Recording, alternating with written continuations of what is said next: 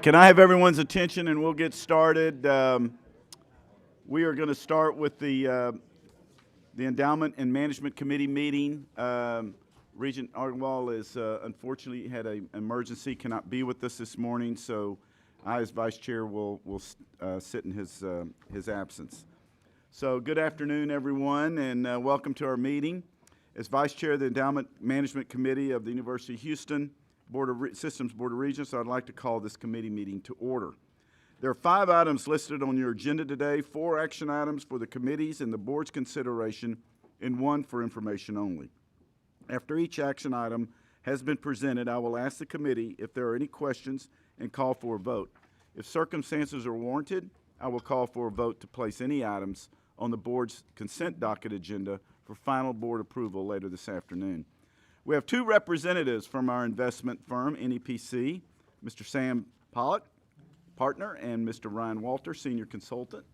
Thank you guys for being here. I know Chicago is missing you today, but we got this beautiful weather in Houston that is welcoming you to this year round, just so you know that, especially in Clear Lake. All right. Anyway, welcome to everyone here at the meeting, and I'd also like to thank everyone at Clear Lake for setting all this up and making us feel welcome here today. We're going to enjoy the day with y'all. So with that, I would like to introduce our first item requiring committee approval. It's the minutes from the Endowment Management Committee meeting held on August 21st, 2024. Does anyone on the committee have any questions or corrections for the minutes? If not, I will take a motion to approve. So moved. Do I have a second? Second. Okay, all in favor? Aye. All right, perfect. Thank you. The minutes for the August 21st Endowment Committee meeting are hereby approved. The first agenda item to be presented today is item C, a report from the NEPC regarding the University of Houston System Endowment and non-endowed portfolios. Mr. Raymond Bartlett, our Senior Vice Chancellor, former AD for Admissions and Finance, will you please introduce this item? See, we threw the former AD in there. Thank you. I'll never forget that. Thank you. Once an interim AD, always an interim AD. But thank you very much. I'd like to turn it over to Mr. Pollock to talk about the performance of our portfolios as well as any other matters regarding both the endowed and non-endowed. So please, Mr. Pollock. Trouble you for the clicker, I believe you have. Absolutely. Thank you. You bet. Good morning, everybody. Great to be with you. And again, to Clear Lake, thank you for hosting us today. Excited to visit with everybody today. I don't know that. Point it here. Okay, if we could jump perhaps to page 8, that would be helpful.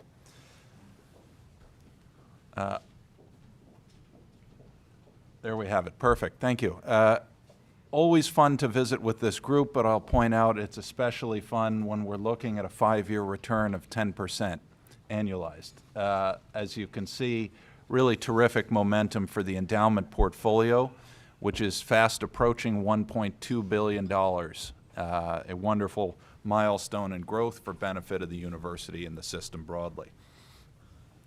In the third quarter, the endowment was up 3.5% in a very turbulent market environment. We're used to seeing individual securities fluctuate throughout the day, but more recently we're used to seeing positive day followed by negative day and rinse and repeat. There's a tremendous amount of volatility in the market. Particular bright spot there was emerging markets, oddly enough, in the most recent quarter. However, that remains a relatively lighter portion of the portfolio given the risks inherent there. And broadly, public equity remains one of the 2 dominant drivers of growth in the portfolio. Particularly over the past year, we do like to look, while we do meet with this group quarterly, we like to take a longer-term perspective, and the 1-year return for your public equity holdings was positive 27.5%. Private equity, looking a bit longer term, over the past 10 years has now earned 16% annualized, remains a bedrock element in the portfolio and has driven real growth. Important also to note and celebrate that not only has the absolute performance there been very strong, but the relative performance, which is acutely important in private equity. The range of performance outcomes in public equity and in fixed income tend to be relatively narrower. The range of outcomes in private equity are quite enormous, and therefore manager and fund selection are critical. I will continue on with some observations on performance at a high level and setting the stage for the endowment payout discussion and investment policy change. Some very positive news on the peer front. You can see, compared to this peer group of universities with assets between $750 million and $2 billion in their endowments, that UH now really looking very good, not just on the most recent quarter, but as we look out to the 3- and 5-year periods, in absolutely excellent shape, and we're really very pleased to see that.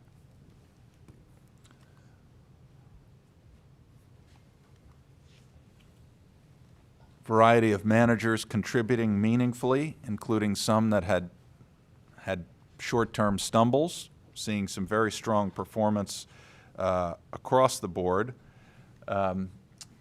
Specifically, one of the elements I wanted to highlight for the group was the long-term outcome, as I mentioned, in private equity. Across the long history of the endowment's investments in private equity, including the young and fairly immature recent investments, those now stand at a 1.8 multiple of invested capital, which you can see on this page here. Additionally, I thought it worth noting, as we've talked about the risk posture for the university many times in recent quarters, a quick look at the outcomes over the past 3 and 5 years. What this wonderful eye chart can show you is that UHS has generally taken on less risk than peers, as shown by being to the left of the midpoint of the axes there. And in the 3-year period, that's meant somewhat lower returns. But as we look out longer, you see the plot for the UHS endowment in that top left quadrant, which means less risk, less volatility, and better returns. So it's a great outcome in aggregate for the university. I want to spend a minute on the perhaps less loved sibling of the endowment portfolio, the non-endowed assets. I know that everybody gets so excited about fixed income, but I think it's worth a moment to celebrate the outcome there as well. These assets exist to support the university, and the primary focus is capital preservation. But to the degree we can grow them beyond that, that provides real material benefit to the university, to the system. I'll point out here that we worked with this group to think about the relative attractiveness of the two portions of this pool. The cash pool, which is in money market-like investments, and the liquidity pool, more traditional fixed income opportunities. For the 1-year period, you now see that the liquidity pool posted a return of 9.5%, as compared to the comparatively robust money market return of 5%. I mean, a few years ago, the idea that you could get 5% for holding cash was unthinkable. We're thrilled to see that, but you may recall we pivoted more into the fixed income and the liquidity portion. I think we were a little early on that, but it certainly hasn't hurt. It's been a great outcome, as I mentioned, in that past year. 9.5% versus 5.2. I'll just highlight 2 elements there. One, that 9.5% also includes manager outperformance. So your managers in that portion of the portfolio collectively have added some real value compared to just passive exposure there, which an index would have gotten you about 8%. So we're seeing some skilled investment.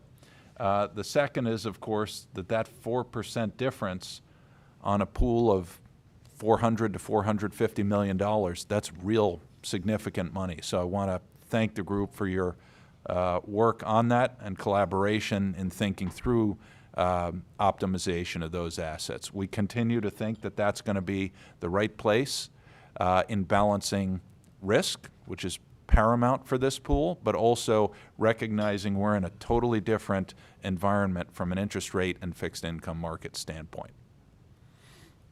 Sam, what's your outlook for this performance? And I know you don't like to forecast things that, you know, have a lot of variability to it, but is your sense this will continue to offer these kind of opportunities for these returns, or you think we're seeing kind of the high watermark on this? Regent Moore, thank you for the tough question. I will say on the fixed income side of the ledger, we have more confidence that this is the new world order and that we will see robust returns there. Public equity side, we anticipate a lot of volatility, and I think one of the hardest things there is not directionally do we expect growth, because we certainly do. Over the long run, that's going to continue to be a massive growth driver for the university and any other investor for that matter. The question is, what does that look like? What does that look like U.S., non-U.S.? What does that look like even within the U.S.? We had a period recently where a majority of the S&P 500 had done nothing, but the S&P 500 was in very healthy territory thanks to the likes of NVIDIA and relatively few names within that. So the concentration is also something we're thinking about because it has implications for active versus passive management and the implementation of the strategy. So I think that's something that we're giving a lot of thought to in this environment. What about the outlook for, am I on? The outlook for mid and small cap? Think that the opportunity set there is perhaps even more compelling in the small cap arena than it has been. We've seen far more robust returns recently than we've seen for most of the last decade. A more favorable interest rate environment has some real tailwind potential. And I do think, Regent King, I'm going to assume you were largely referring to U.S. mid-cap and small cap, and so I think that's an important difference. Okay. The risk factors for small cap outside the U.S. feel a little bit elevated to us compared to the U.S. environment. So I think we're very positive there. That's something that was not materially part of the endowment portfolio until relatively recently. And while it's been choppy, we saw actually one of your managers posted just for the quarter alone, I think, an 18% return. Yep. And that's Granahan. Very concentrated, very tech-centric, and it adds something pretty meaningful to the environment. So it's a question of sizing, but we feel the university is really well positioned to capitalize on that. So thank you.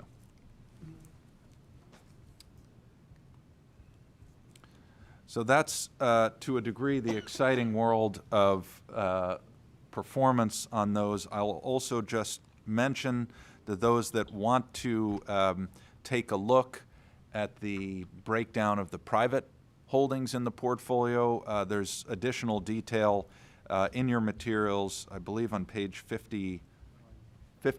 Thank you, Mr. Bartlett. 59.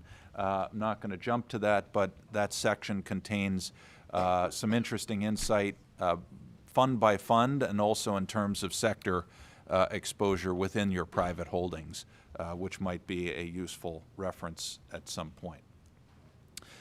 From a manager standpoint, we continue to have strong conviction in the vast majority of managers in the portfolio. I say the vast majority so that we're clear we're keeping a careful eye on a couple in particular that are seeing their asset levels fluctuate and not necessarily in a positive direction, and we're mindful of that and the potential risk. So that's something that in concert with some potential strategic changes that we'll discuss later today that we envision revisiting with this group in the near future. And with that, Mr. Bartlett, I believe that concludes our remarks on the performance of the two pools. We could celebrate for longer, but I know we have other items on the agenda. So I think with, unless there are additional questions from the group, that will conclude our comments. Okay, thank you, Sam and Ryan, and thank you, Mr. Bartlett. This item was presented for information only and requires no action by the committee. The next item on the agenda is item D. Approval is requested for full liquidation of 2 managers to support the fiscal year 2024 endowment payout.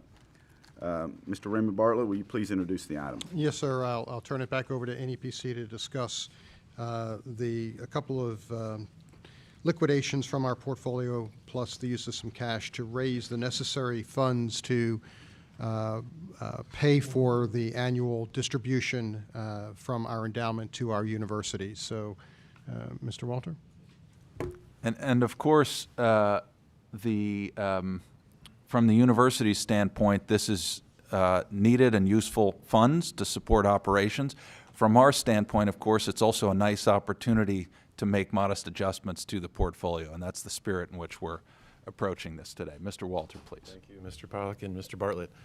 So on an annual basis, seems like we did this yesterday for the previous fiscal year. We're here again. This year's annual payout for distribution is $48.5 million. And just want to communicate to the Regents that this is very routine for us. The portfolio is designed to be liquid. It's about 2/3 daily liquid, where we could sell and get out same day. Cash would be available the next day or 2 days.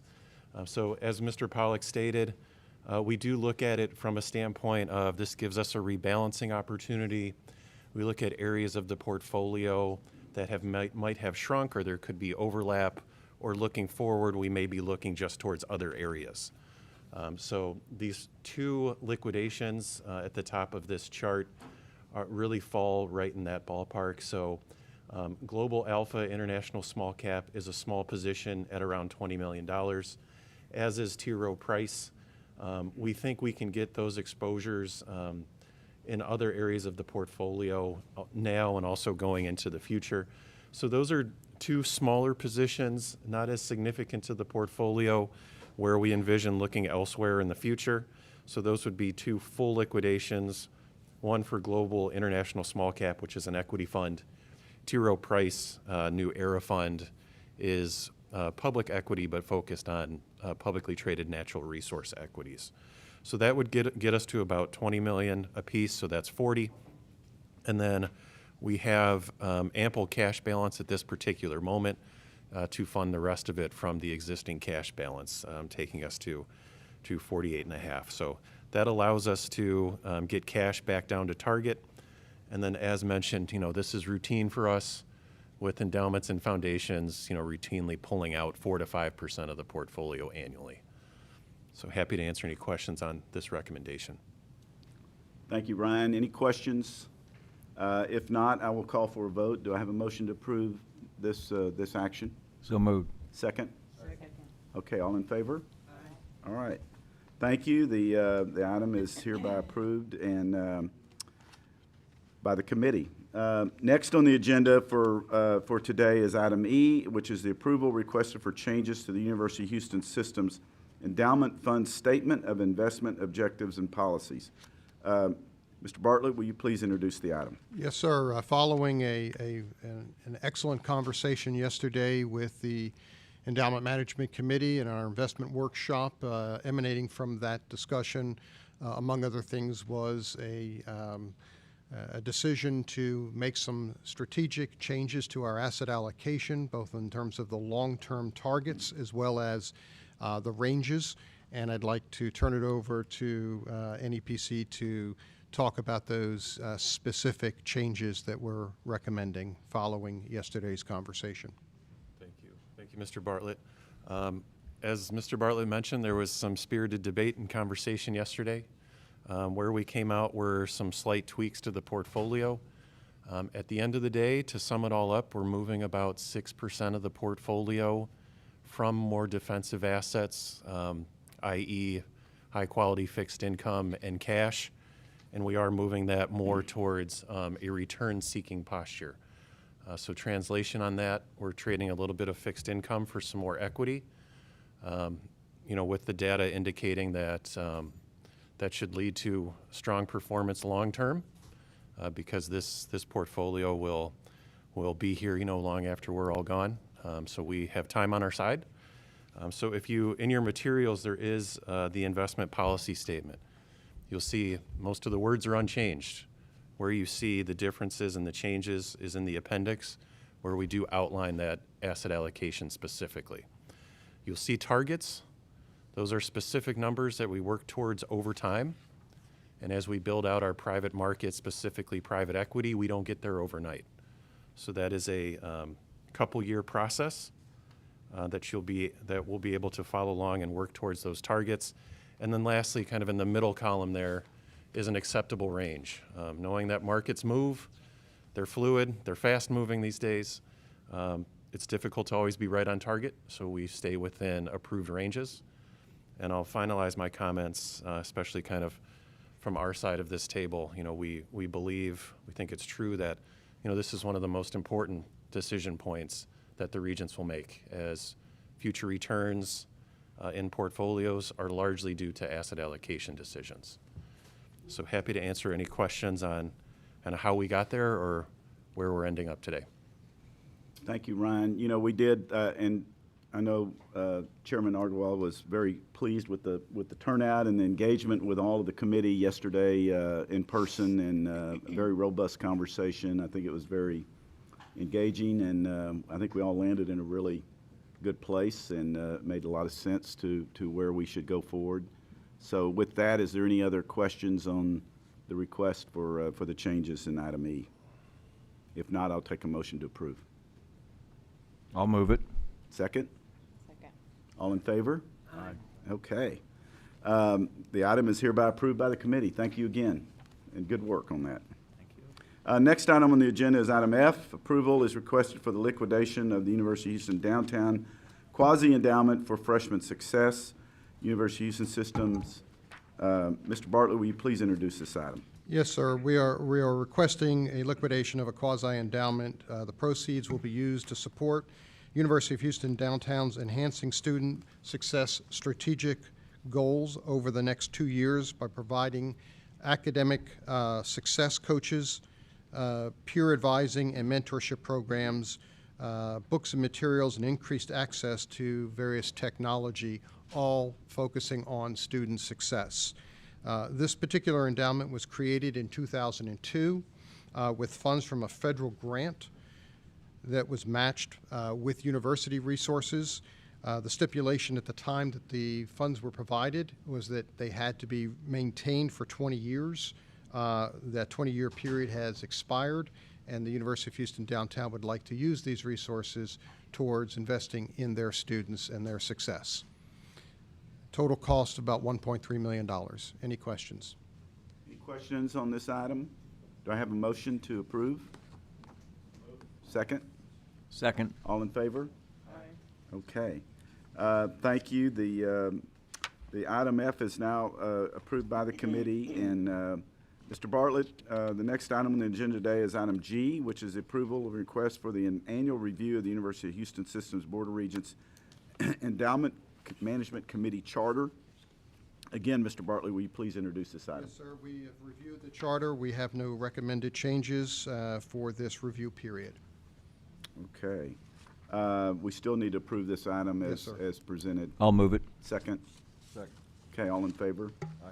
Okay, that item is hereby approved by the committee. Mr.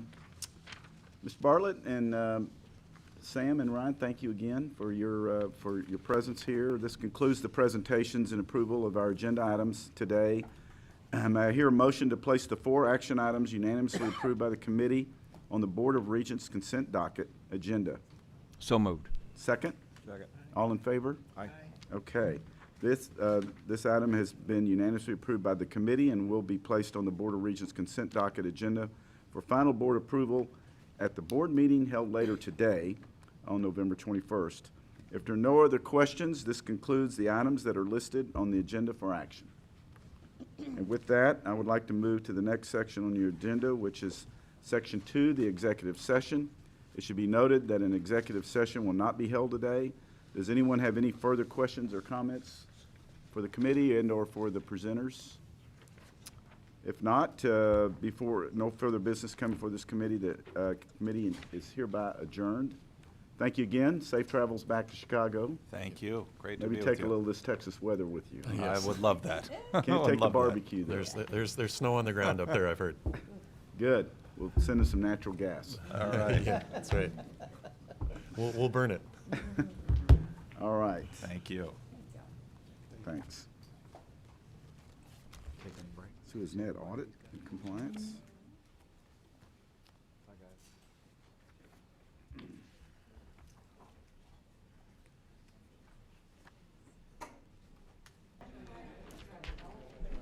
Okay, we're going to go on to and get started with the next meeting.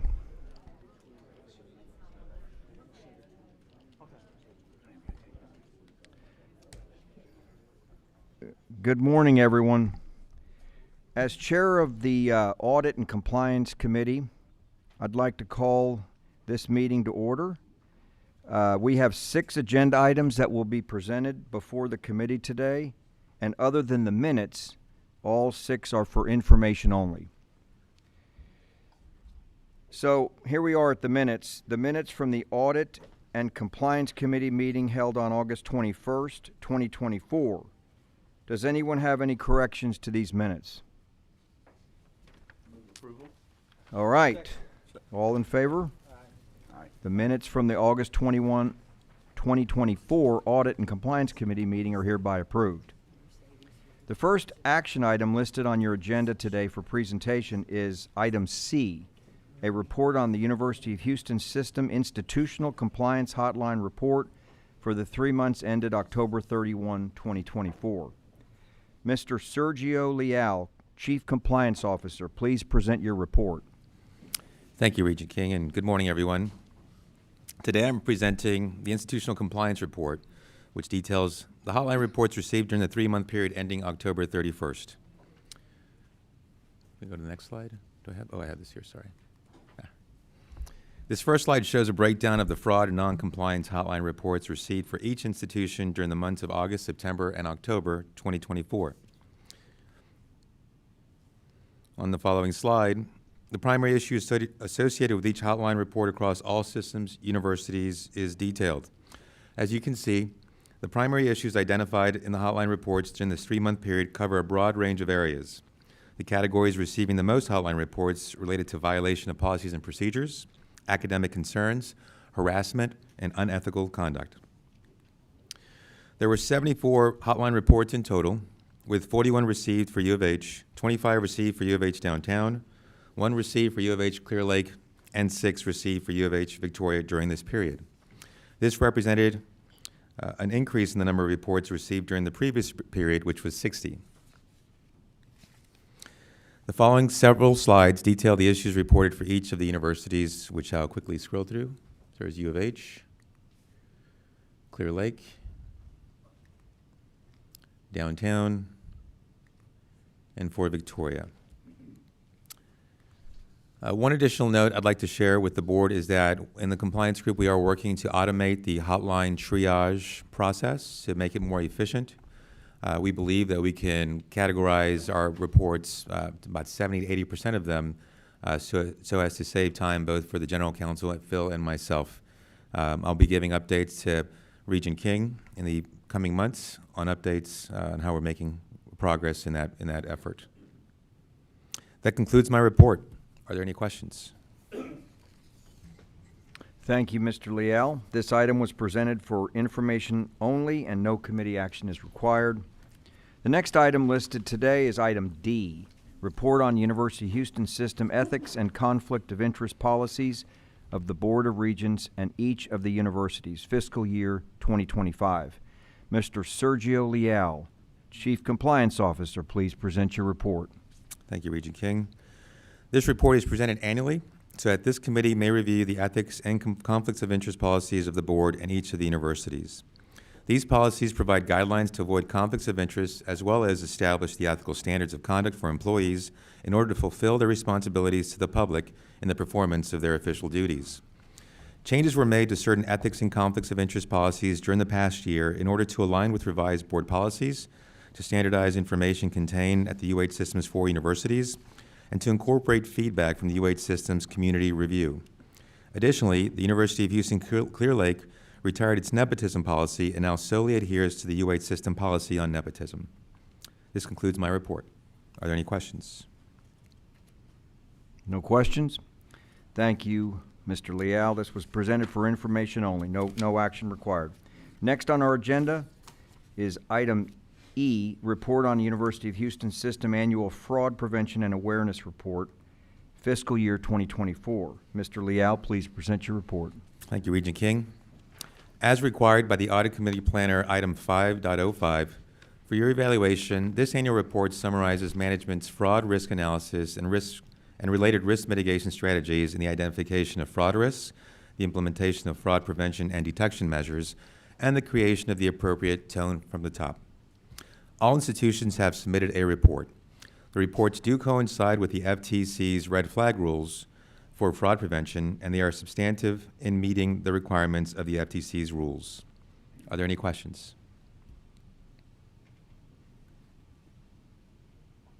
No questions? Thank you, Mr. Leal. This was presented for information only. No committee action required. Next on the agenda is item F, Report of University of Houston System Identity Theft Prevention Program, Executive Summary, Fiscal Year 2024. Mr. Leal. Thank you, Regent King. As required by Board of Regents Policy 42.02, the following is an executive summary of all activities of the identity theft prevention programs of the component institutions. These activities are sufficient to satisfy the requirements of the FTC's red flag rules. That concludes my report. Any questions? All right, no questions. I think we're about to move over to Mr. Hurd. So that was, again, only for information, no action. Next on the agenda is item G, Report on the University of Houston System Internal Audit Reports. Mr. Hurd. Thank you, Regent King. There are 6 reports for your review. One on contracts over $1 million. The rest are travel and expenses, which is an annual requirement that we look at for not only the Board of Regents, but each university president and the chancellor. I have personally looked through these. I see nothing untoward or even slightly out of place for that matter. So kudos to all of you for making sure that things are kept in, and there's really nothing that rises to the discussion level of this board. The last report that I will address is one that is required annually to go to the state auditor's office. It also is nothing that rises to this level, but I did want to make you aware that it's there. That's my report. Okay. Any questions on this? All right, well, this also is presented for information only, no action required. Next item listed on your agenda is item H, a report on the University of Houston System Internal Auditing Department Annual Report Fiscal 2024. Mr. Hurd. Thank you. That is the report that I was referencing earlier, but I would like to draw your attention to page 89 of your material. This is a snapshot of what the Internal Auditing Department is engaged in at the moment. I would like to say that we've wrapped up recently some fairly significant issues. I'd also like to take this opportunity to say that the Board of Regents and the Chancellor have never failed to support me, especially when we were looking into ethics-related or other very difficult issues, and I appreciate that very much. As you can see, we do have a fairly full schedule going on, and you will hear from us in the future. But all the things that normally we would discuss in executive session, I have brought up and discussed with Regent King, and we agreed that it wasn't necessary this time. Okay. Thank you. Let me see what else we got. That concludes the presentations. I might add that these two guys are doing a great job. I mean, I've been in this role now for what, 6 months, and they're thorough. We're glad you're here, Sergio, and we're in good hands. I'll just say that. So appreciate all the work you're doing, and look forward to continuing to automate and improve the process.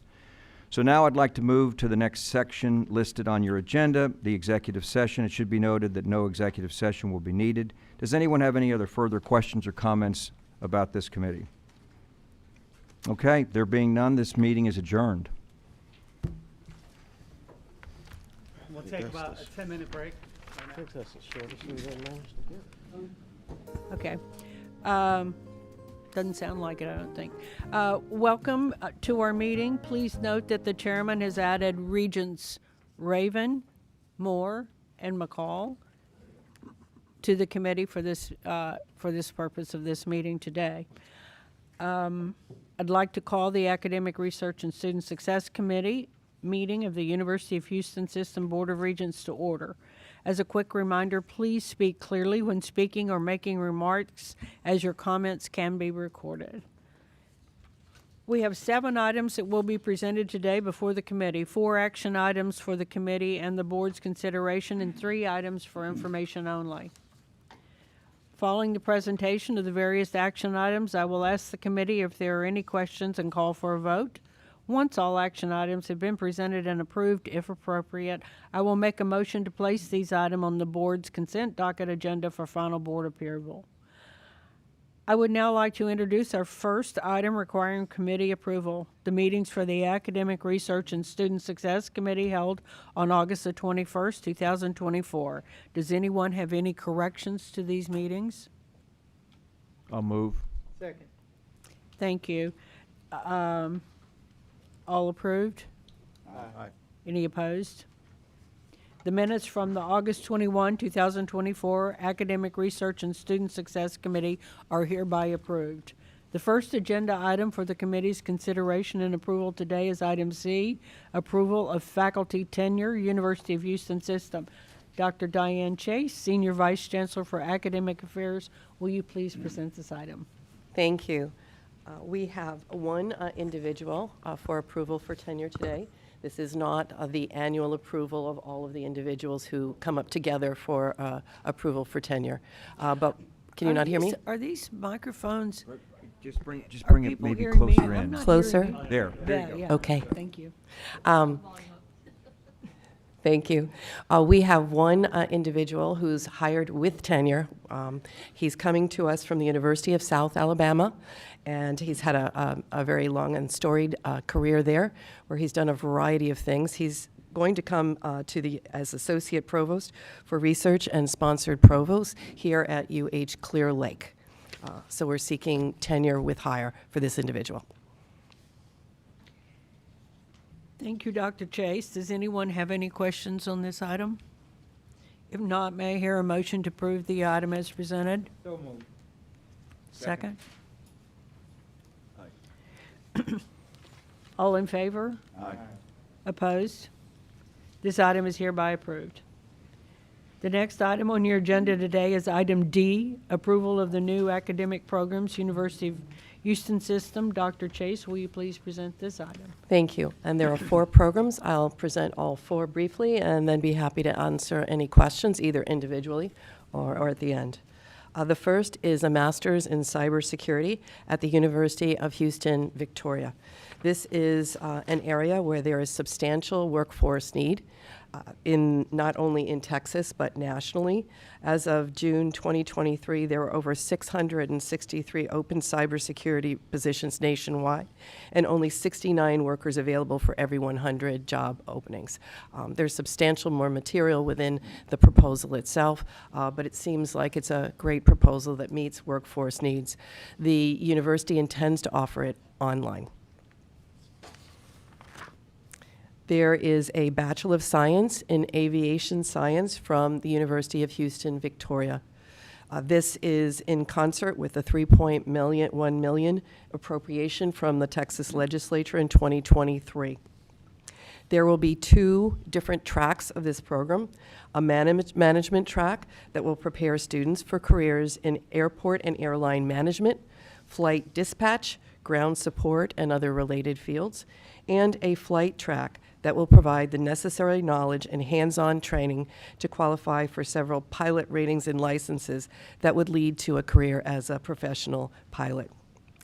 The U.S. Bureau of Labor Statistics presents a 5.6% growth in the total number of commercial pilots and over 19% growth in total air transportation workers by 2023, and the need is just as great or greater within Texas.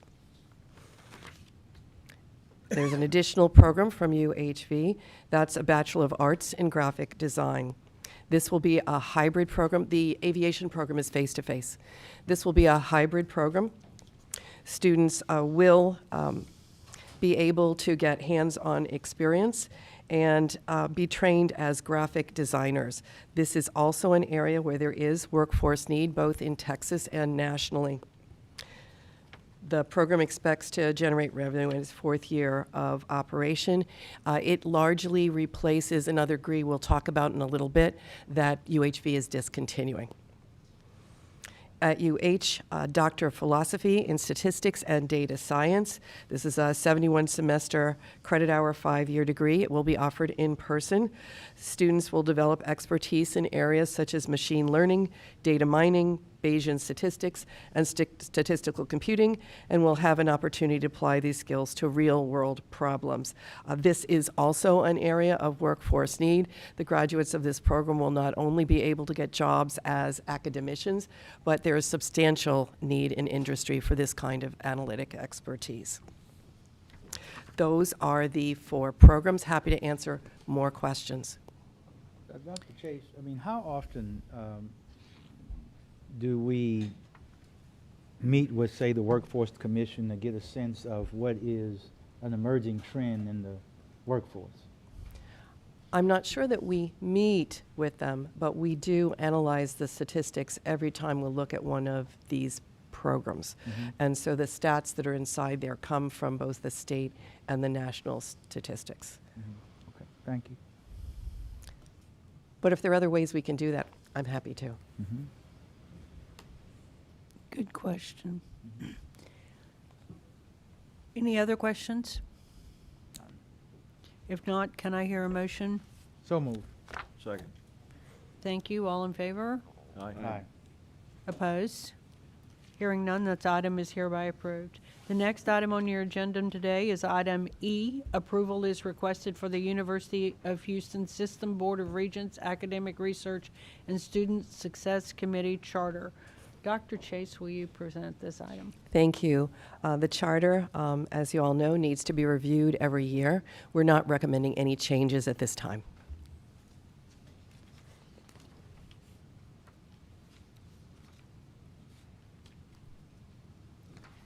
Thank you, Dr. Chase. Does anyone have any further questions? If not, may I hear a motion to approve this item as presented? I'll move. Thank you. Second. All in favor? Aye. Opposed? Hearing none, this item is hereby approved. The next item listed on your agenda today is item F, presentation of low-producing programs report and approval of program closure, University of Houston system. Thank you.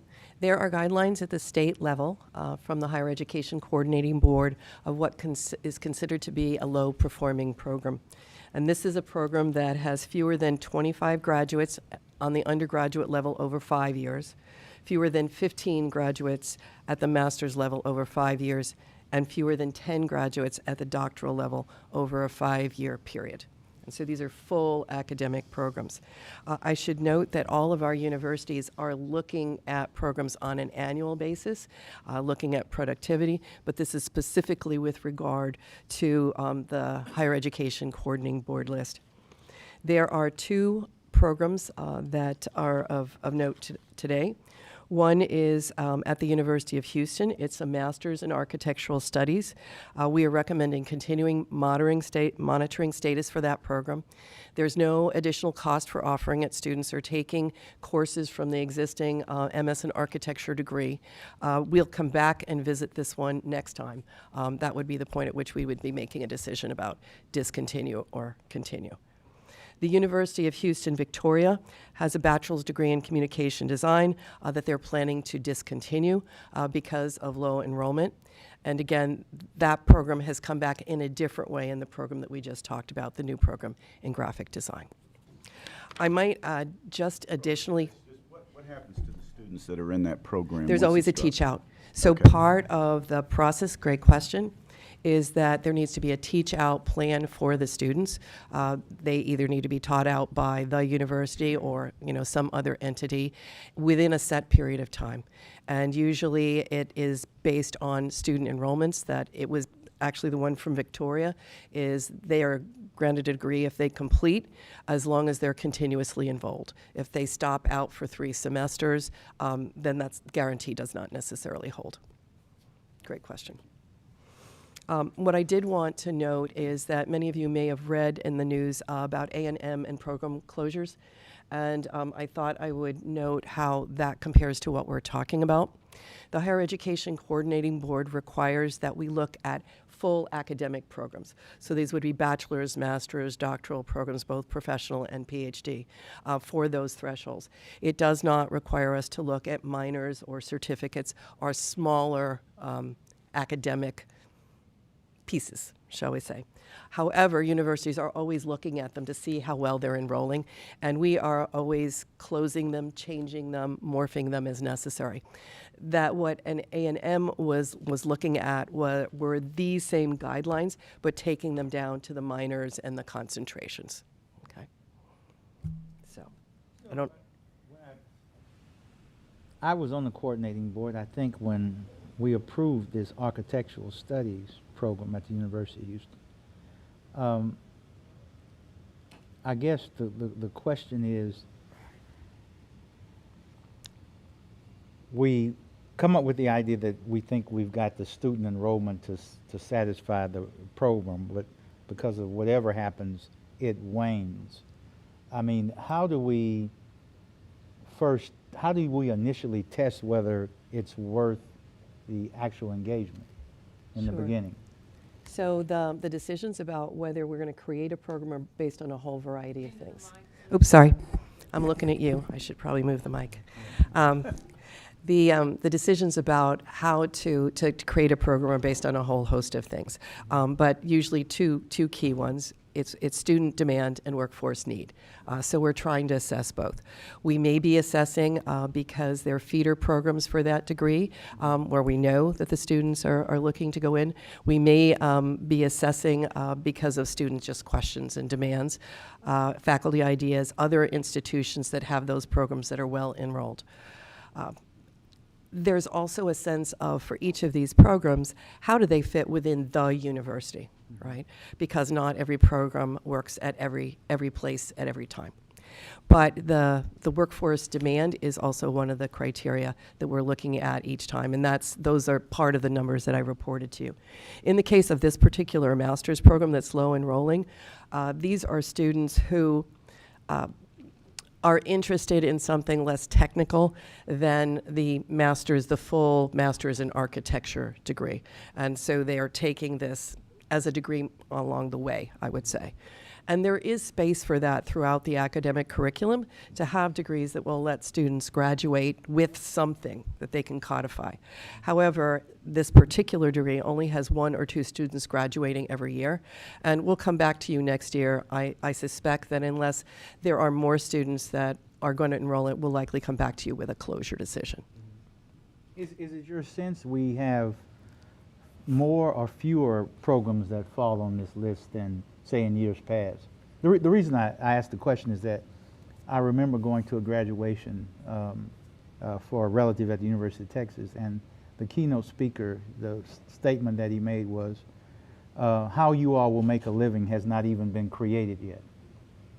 And so with that in mind, I mean, is it, what things could we do in order to ensure that we're keeping up, we're offering courses that keep up with the speed of the market? Great question. And I think it's got multiple answers. You know, on one hand, there's what's new, what's hot, what are we hearing from the local workforce. And while we may not be formally surveying companies, entities in our area, we are hearing from them what they're looking for, you know, from advisory boards, et cetera. But, you know, on the other hand, I would say, at least if we're talking about a bachelor's degree, our goal is that each of our bachelor students, when they graduate, has key skills that will allow them to be functional in whatever they do after they graduate. That is something that each of our institutions is really working on even harder now, to be sure that those, what we call transferable skills, are ones that not only the students develop, but they know they develop them as part of that academic career. So you'll hear us talking more about those kinds of things in the future. All right, thank you. I think, okay, I can also address a little bit, because a great question, can we keep up with the market? Can we keep up with the demand? And there are many things. Immediately we start our certificates, but we have also done something really quite interesting, and that is micro-credentials and badges. Because we saw the downturn when it came from energy companies. There were a lot of layoffs, you know, following the pandemic. And Claudia is sitting here, and she can definitely address. There was reskilling for those laborers. So we started the program Badges, which is 15 credit hours. So instead of, because sometimes people are not sure they can go back to the university, it just seems intimidating. So instead of enrolling for 45 credits, you enroll only for 15 credits. It could be in like data science, cybersecurity, and many other programs. And you finish that, then you can do another badge, same way, 15 credits, and you can stack these badges to really make up for a course within enough hours. And this way, you get your feet wet and you realize, oh yeah, this is what we need. So it does two things. One is immediately we can move without long bureaucratic process of creating a degree program. And secondly, that we can do it in areas that are absolutely in demand. And these badges and micro-credentials that we are doing, immediately they get enrolled. I mean, they are full, right? Yep. Claudia, would you like to just say a couple of things? Yeah, so I also run the Data Science Institute, and so we have 4 micro-credentials out of the Data Science Institute, and our most recent one is AI. So I was like teaching a 5-week course. We just finished at AI ethics, so we invited industry to present so that our students would know what they actually need to learn. And so we offer multiple of these short courses throughout the year, and we have about 600 students who complete those every year. And so they're actually really popular. We don't charge UH students for that, which means we get more students because they sort of feel, I can get that skill, it doesn't take very long, and afterwards I can do something. And so these are all really hands-on courses, and they're really popular with students. And so then we get also people from the outside who take those. But obviously the primary customers are our own students, but that's a skill-based course. And we have had students who get jobs just because they took that micro-credential. Oh, wow, great. Yeah. All right, thank you. We also, on the graduate level, graduate certificates can do the same thing. So if there's a program that comes to us saying we'd like to create a master's degree, we might suggest, why don't you try a certificate first? Low stakes, doesn't require all the approvals. If it doesn't go, we don't follow up. So there are a variety of mechanisms that are less than offering a full degree. All right, thank you.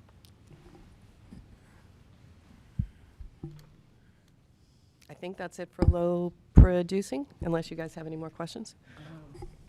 So that was item F. Thank you, Dr. Chase. Do we have any further questions? I thank you for being vigilant on there's a lot of interest in knowing how we keep the programs appropriate and exciting without carrying, you know, programs that aren't useful anymore. Thank you. Do I hear a motion to hear the item as presented? So moved. Second. All in favor? Aye. Here, opposed? This item is hereby approved. The next item on the agenda for today is item G, report on sponsored contracts and grants over $1 million, University of Houston system. Dr. Claudia Newhouser, Vice President and Vice Chancellor for Research. Will you please present this item? Great. So this is my annual report. Once a year, we're by policy required to report on awards over $1 million, and it's always a happy report because there's some really exciting projects. So I'd like to walk you through that. Starting out, to put this in context, I take a 5-year window, and these are all of our awards, more than $1 million or less than $1 million. So during those 5 years, we received 1,873 awards for a total of $750.8 million. And so 80% of those, the total projected award amounts came from 6 colleges. Not too surprising, those are the ones where there are many opportunities to apply for awards: engineering, natural science and mathematics, liberal arts and social sciences, pharmacy, optometry, and education. Also broke out, federal funding is our primary source of funding. HHS, which is mostly for us, the National Institutes of Health, we got about 30% of the total projected award amount. So when we get an award in, it's usually a multi-year award, and we record the total projected award amount over this entire period. So we only count it once when we get it. DoD was our second largest. Similar to NSF, about 15% of our federal funding comes from those 2 agencies. Department of Energy is about 5.6%, and Department of Education about 4.3%.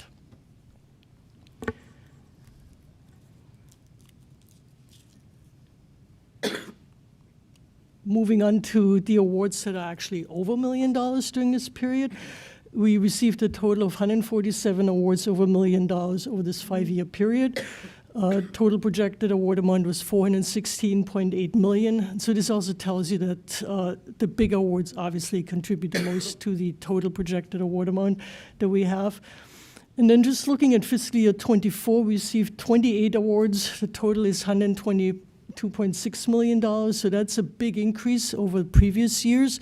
And responsible for this was one single award you heard about. That's the award by Dr. Greg Clenny from the U.S. Department of the Army. He works on priority analysis capabilities for competition, crisis, and combat. That was a $63.5 million award, so obviously that increases the total if you get one of those that are really, really large. But we're doing... Did we target that particular award? And yeah, there was a lot of background work to get that. So there was, I mean, you have to go out and market yourself to be the preferred Yeah, so the university. engineering, so the College of Engineering, where Craig Lenny is a faculty member, they worked also really hard now with our governmental relations. So these grants are not something you get quickly. So there was a lot of background work on that one. Right. We also have a staff now in Washington, D.C. to really help with all of these processes. But it takes a real amount of work prior to that. But once you establish credibility, it becomes easier. Especially with those agencies that are mission-driven, you really sort of have to show that you can deliver. We had that before you came. Actually, we could count $1 million awards on our hands. So this is really important. And now with the state of Texas funding of the endowment, the Texas University Fund, now we're investing in building those research core shared facilities that we really need to go to the next level, as well as hiring some of the leaders in areas that we are absolutely nationally and globally very competitive, like advanced materials, for instance, just being one example. So once you accumulate that kind of national talent here, it just flies. So I think we have very good launching pad right now. Momentum. I want to give you a few highlights. In your documents, you have the complete list, but I didn't want to put a table with 28 awards on the screen. So let me just point out a few of them. Our top colleges, engineering got 7 of those, $74.8 million, which includes this large grant from the DoD. NSM had 6 with $12.9 million. Total optometry, class, and pharmacy, each 3, the respective amounts, 9, 6, and almost $4 million. Just to give you a sample so you get a sense for the type of research that our faculty do that attract those really large grants, starting with Dr. Rohita Reddy in engineering, looking at using biomarkers for diagnostics for lupus. That was a $3.2 million NIH award. Janet Alarcon from Education got a $3.4 million award from the Department of Education and teacher preparation. Wendy Harrison from Optometry looks at retinal function and progression of different objective phenotypes for prediabetes and type 2 diabetes. We all know that vision is a huge issue with diabetes. That was a $3.3 million award from the NIH. Dr. Clayton Neighbors from CLASS in psychology department got an award for evaluating telehealth delivery of brief alcohol screening and an intervention for college students, also a $3.2 million award from the NIH. Dr. Wei Peng from NSM, she's part of a large consortium. That's one of the ARPA-H awards we got, RISE is the lead. We're one of 8 other universities and 2 private industry partners in this large collaboration. So as you know, ARPA-H is a new agency, so that was exciting for us to get a large award from that. It's a $2.1 million award, and that's on cancer therapies.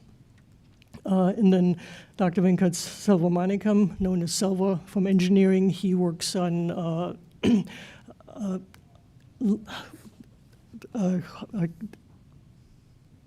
the conductivity tapes. Yeah, superconductivity, thanks.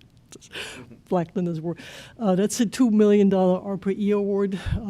So he has gotten quite a few awards from ARPA-E in that area, just to give you a little bit of a flavor of what we do.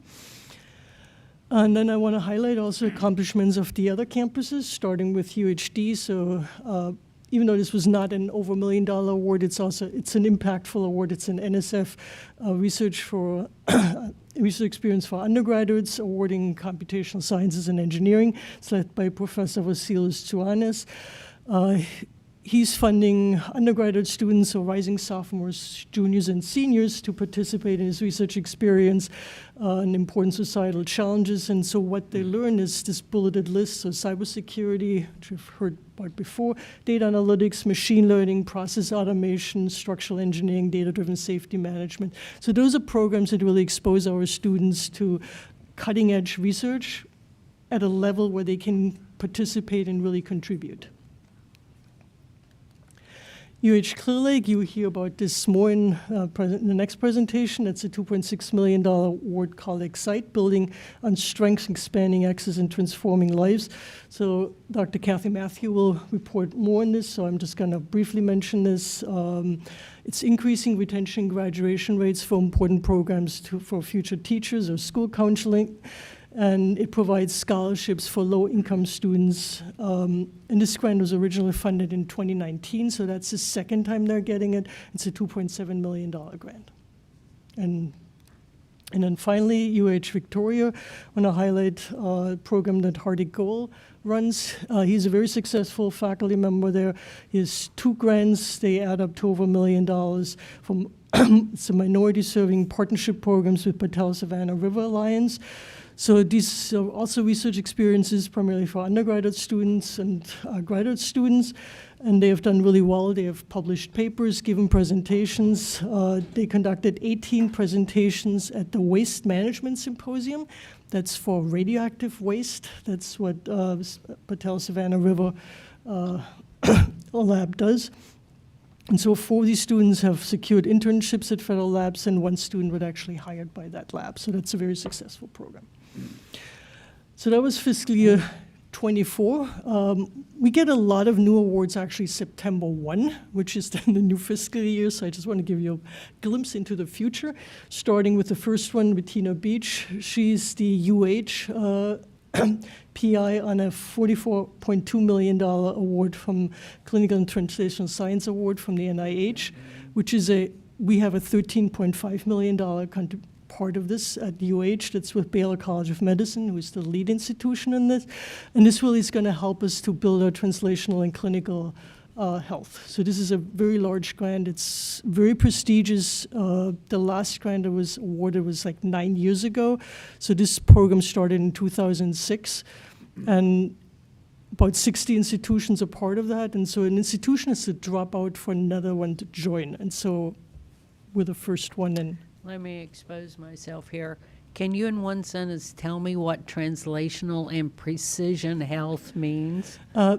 So this is a health grant. So we're building, these grants are for building out infrastructures for, it's essentially a population health area. So precision health is using genomics approaches, for instance, to tell you if this genotype, this drug will work for you. Okay. That would be in one sentence. We're really proud to have gotten that one. Thank you. Dr. Yan Yao, and we'll bring Bettina Beach to one of the meetings so she can talk more about this award. Dr. Yan Yao, he's the UHPI in a very large consortium as well. It's a $62.5 million Argonne collaborative, so it's within that National Lab on Energy Storage, so he's a battery researcher. Argonne is the lead, and there are 13 other partners. We're the only partner in Texas. Then we have a $4.8 million award we just got for Dr. Laura Gary. It's a national test of a culturally tailored mHealth integrated smoking cessation mental health intervention for Black adults with HIV. A $1.6 million National Science Foundation award for Dr. Jared Henderson, and he's mentioned twice here. He works in educational opportunities in engineering, so that's identifying features of informal engineering programs that foster youth engineering identities. It's really trying to attract more students into engineering. And then Pepe Contreras Vidal, he got a $1.3 million NSF grant that sort of straddles brain and music. So he works on very interesting aspects of understanding the brain, better using expressive movement and music. And then Jared Henderson, again, with a $1.2 million NSF award, Authentic Community Engaged Scholarships in STEM Education Postdoc Training Program. And with this, that ends my presentation. Hey, Beth, Regent Madison, thank you for that presentation. It was fantastic. A lot's been said about the optometry school, which is our #1 building that we're trying to get rebuilt and going to the emergency funding bill. Very timely about the research. I can fill you in that University of California at Berkeley has always led the United States in research. A few years back, University of Houston Optometry School overtook them as the #1 research facility for optometry in the nation. And I'll tell you, as goes United States, it goes to the world, because no one else has the magnitude of the training and the profession and the research that we have in the United States. So we have the #1 research optometry facility in the world here on University of Houston's campus, and that's with a building that's in disrepair right now. So just imagine what we can do with this new building, and to fulfill the chancellor's dream of increasing research dollars, which is one of the goals to bring us into the top 50 universities in the United States. Research is certainly a big key to that. So just adds to the importance of us getting this funding bill. So thank you very much. Thanks. Thank you for the comments, and more importantly, for your stalwart support for this school. And I'm so glad to see some benefits finally coming to fruition. You've been a big part of that. Well, thank you, Regent Madison. I do know a little bit about optometry, so this Obviously. is kind of falling. Hey, It's kind of falling into my wagon here. well, we're glad to be the beneficiaries of that knowledge and enthusiasm. Does that conclude Yeah, your that report? concludes the presentation. Thank you for the presentation. I did have one question. Good. Maybe it's just a function of process. When these grants are given, how important is, I mean, are there 20 applicants, different universities applying for the same grant? Many How more. Many- engaged are our state, our U.S. Congress and senators in that process? It is very competitive getting grants. The success rates are often in the single digits. So there are grants where it's like 1% or 2% of the applications are funded. So it's super you target competitive. ones that you have a higher degree of success to get, or is it just like a throw it out there and hope we get? It's not throwing after. I mean, it's targeted, but it's more based on the expertise of the faculty, where they feel there can be Okay. really competitive. Even if there's only a 1 or 2% chance, if you're on top, you get it. So, not applying. How many times does someone have to reapply to get? So for the NIH awards in particular, it's typical that there is at least one round. You submit it, you get comments back, you resubmit it. Sometimes it's twice. I would say the other agencies, it's quite often you try once. There are also many programs that are only offered once, so you get one shot at this, but then you repurpose the grant, submit it somewhere else. But these agencies are independently making these decisions. They're not being influenced from other outside forces? Or? Well, there are review panels of peers. Okay. So, Legislators can help. yeah, that depends on the award that legislators can help, obviously. But typically, they're reviewed by peers. Like, for instance, the National Institutes of Health, they have review panels. There are standing panels. You're on this panel for a few years. You meet 3 times a year. You review the proposals, and you make recommendations. Okay. So it's a very rigorous process. We all seem to have questions about it. And so are those decisions generally made at the department level? Or are they part of a central strategic plan that the university has? Or is this pretty much up to a faculty member to identify those opportunities? How are they created?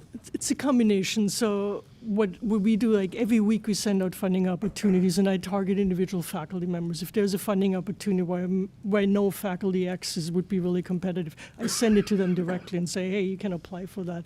We also have internal funding mechanisms that encourage faculty to prepare for these. We have one for these very large national centers or team science proposals, where faculty can apply for funding and they can prepare themselves for 12 to 18 months to be competitive. And we have gotten some of those because there's a lot of legwork you have to do. You have to demonstrate that you can work together.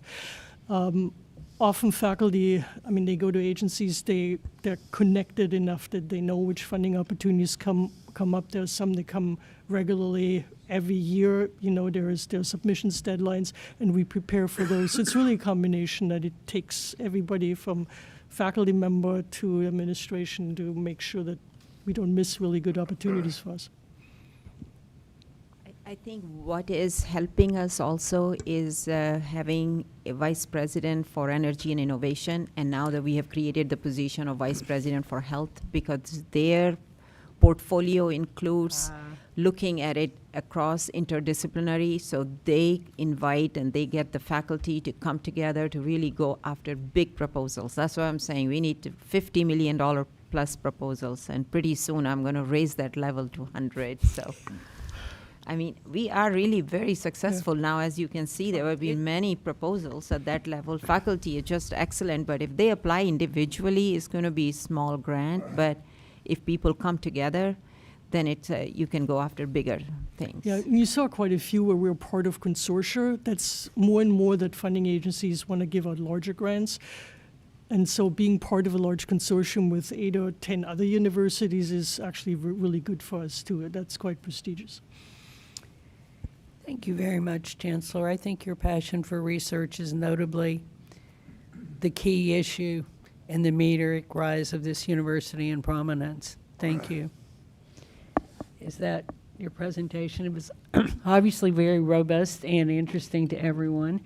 It was presented for information only, and no committee action is required. The next item on our agenda is item H, research presentation, University of Houston Clear Lake. Dr. Chase, will you present this item? Absolutely. I would love to invite Dr. Kathy Matthew, who is Vice Provost here at UHCL, to come up to the podium. We just heard about her grant a little bit before, but now she's going to tell you more details. So good morning. I'm Kathy Matthew. I'm not only Vice Provost, I'm also the Principal Investigator on the Excite grant. And I want to show, you're going to see a lot of pictures. So you heard a lot about our grants. I want to put some people faces so you can see our students that have benefited. This is my reason for getting up and coming to work every morning, seeing the students and knowing what I'm doing to help them. Again, it's a Department of Ed grant. You heard about this one, so I can go through that one really quickly. But I want to talk about what degrees we're covering with this grant. We provide support for students that are getting an MAT degree, which is a Master of Arts in Teaching, and it's for people with a bachelor's degree who want to be a teacher. they get a master's degree and teacher certification, which means they go out as first-year teachers, highly sought after, because not every first-year teacher has a master's degree. We also have a doctorate of curriculum and instruction with a STEM emphasis to provide administrators with additional information who are interested in the STEM careers. And we have a Master of Science in School Counseling. We all know with COVID, we've had more and more students with mental health issues, so we're interested in increasing that population. So here are the grants. I'm really excited about these numbers. You can see in 2019, it was noted this was the first grant we got. We're on a one-year extension. And then in October, we received a second grant, building on the same thing. We enhanced what we're doing. So to me, that's a vote of confidence by the Department of Education that we're doing a great job if they're giving it to us again. So far, this is the scholarship numbers we've awarded to date. You'll notice that when we wrote the grant, we put in $520,000, but you'll see on that first one, so far we've awarded almost $800,000, and there'll be another $75,000 before the grant ends in September of next year. We had salary savings with COVID and we couldn't travel, so anytime there's extra money in the grant, my grant directors and I put it into scholarships. That's our key thing. The grant we got in October that started October 1, we included school counselors in that next one. You'll see we've already given away $25,000 on that one. My grant directors are working to provide more. One of the things that they want us to do when we write grants is tell us how you can sustain it. Our idea is to create endowed scholarships. So we have $45,000 from the Department of Ed, and we'll match that with donor funds of $45,000. That scholarship will then be on campus forever and ever to provide support for our students. So this is all the things a grant does. It's not just scholarships. We have graduate assistantships. And those are often doctoral students who can get paid assistance to help with their research. They work research with faculty members. They go to conferences. We provide them with professional memberships, and then we provide them to travel to present their research. And that's a big thing for our doctoral students. The goal was to increase the numbers, which we did, but I think the most important part of this slide is the smiling faces of our doctoral students. That's always a big event for all of us. The grant operates on the theoretical framework of sense of belonging, and that's very important because we supply the support network these low-income students need to get their degree. And I can't do it alone, so I wanted to give a shout out to the people who work with me on the grant. So thank you very much for your time. Any questions? Great, congratulations. Well, that's certainly a breath of good news. Thank you. I did have one question on the Masters of the MA in teaching. What is the difference in a salary for a teacher that can if you just graduate with an undergraduate in it versus having this master's degree? What does it do for them financially? It doesn't do much for them financially. It depends on the school district. It may not be more than $1,000. But what I've learned from HR directors is that they are looking for students who have something extra. So they get a lot of resumes on their going across. And if they see somebody who's got a master's degree, it moves them up to the top. Okay, so it's a we're key more likely to, differentiator for yeah. And that's how I got my teacher certification. I got a bachelor's degree in sociology, became a mother, stayed home. When my kids started school, I decided I wanted to be a teacher. And that's how I got mine. I got the master's degree with teacher certification. I was hired, I was living in New Orleans at the time. Alief ISD was there at a teacher fair, and when they met me, hired me on the spot. That day, I walked out with a job in hand. I will say I was a little cautious. I did come over and actually see Alief before I took the position. But that's, to me, that's a reason why we need to do this. We get them hired immediately and out. And they're typically they've got families, so this is really important to get them there. How long have you been at Clear Lake now? Over 20 years. Well, congratulations. I started in the College of Ed as a professor. I was interim associate dean for a time, and now I'm where I am. So my passion is teaching and students. I'm delighted that the next group, I'll tell you, is also a passion of mine with Pathways to STEM Careers. That's a student organization you'll hear from, but it was also one of my grants. So all right, so next year you'll hear about First to Fly. And that's for our first time in college students that we just got over $2 million on that one. And that one's just getting started. Great. Your enthusiasm is obvious and infectious. Thank you so much. Blessed to Thank have you. Here. Thank Yes. Uh-huh. Any more questions? This item was presented for information only and no committee action is required.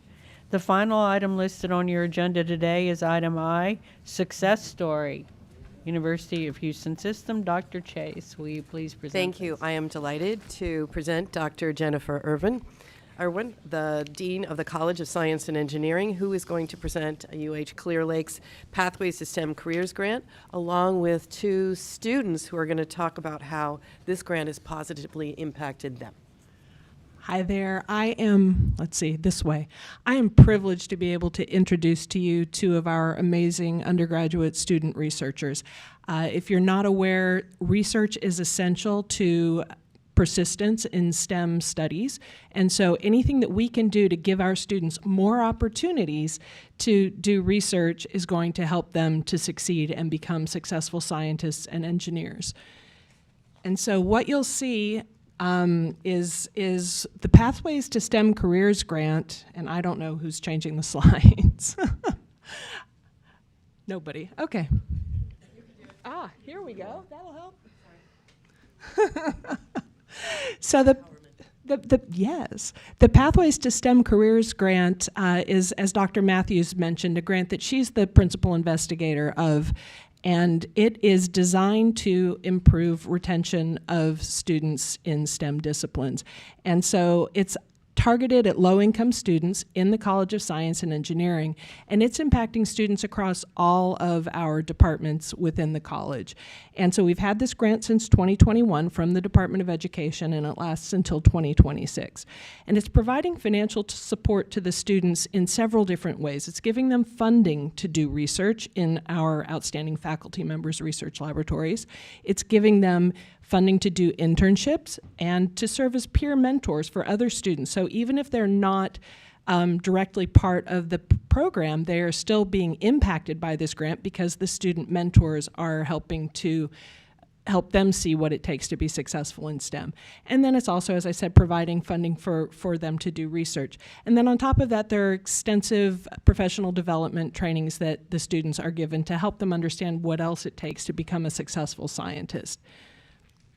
And so we've had this grant since 2021. You'll see that we have impacted a large number of students, over 130 students who were actually part of the PSC program, but then in addition, all those students that trickle down that they were getting training from. We've helped 80 students graduate with a STEM degree through their involvement since 2021, and we've helped 59 of them to find internships. And we send a lot of them to travel to conferences to present their research. So you'll hear that one of the students who's involved in the project you're going to hear about next is at a conference right now presenting his research because we were able to do that through this grant.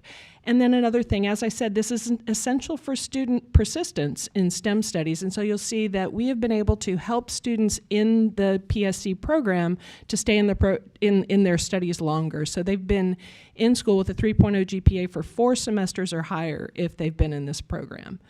And so from that, I'm going to move on to introducing the students to you. First up, we have Miss Alex Alonso, who is a mechanical engineering student in the class of 2027, and she'll tell you about some of her research.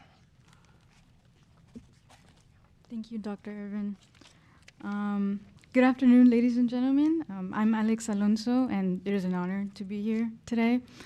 I'm going to move this a little down. I'll just be telling you a little bit about myself and the research that I helped out on. So ever since I was a little kid, I knew I wanted to become a mechanical engineer. It started out with those Lego robotics kits. I don't know if you guys know about those.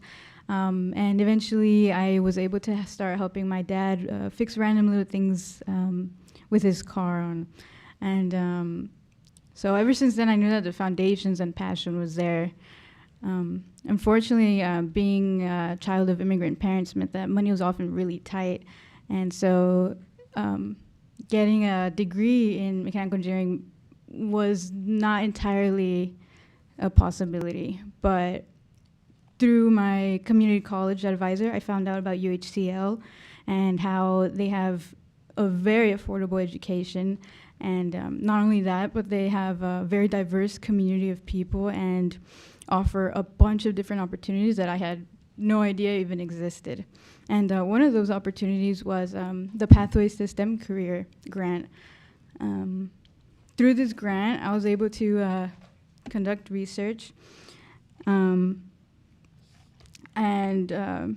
About that research, it was a collaborative effort between myself and a fellow mechanical engineering student, Mr. Brian Leon Estrada. Unfortunately, he couldn't be here today as Mr. Estrada is currently presenting the same research in Portland at the American Society of Mechanical Engineers Conference. Surprisingly, we were even able to win first place at the ASME's Undergraduate Student Safety Innovation Challenge competition.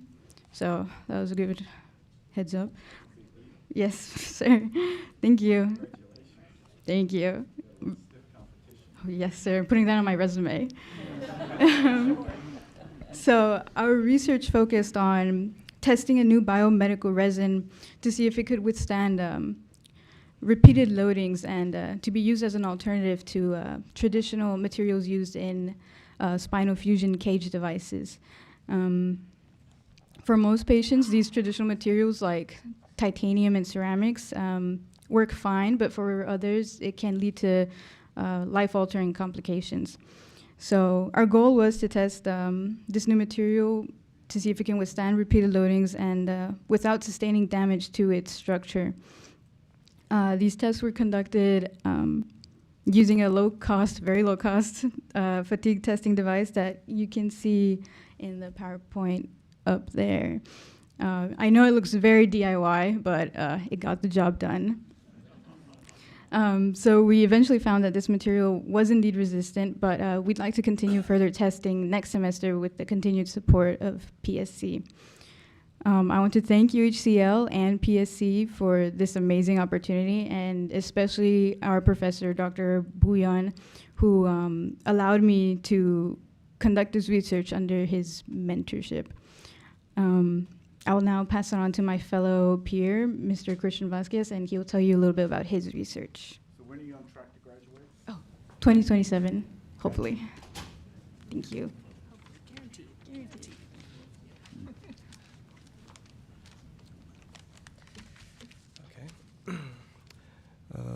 Okay, here we go. Is there a clip?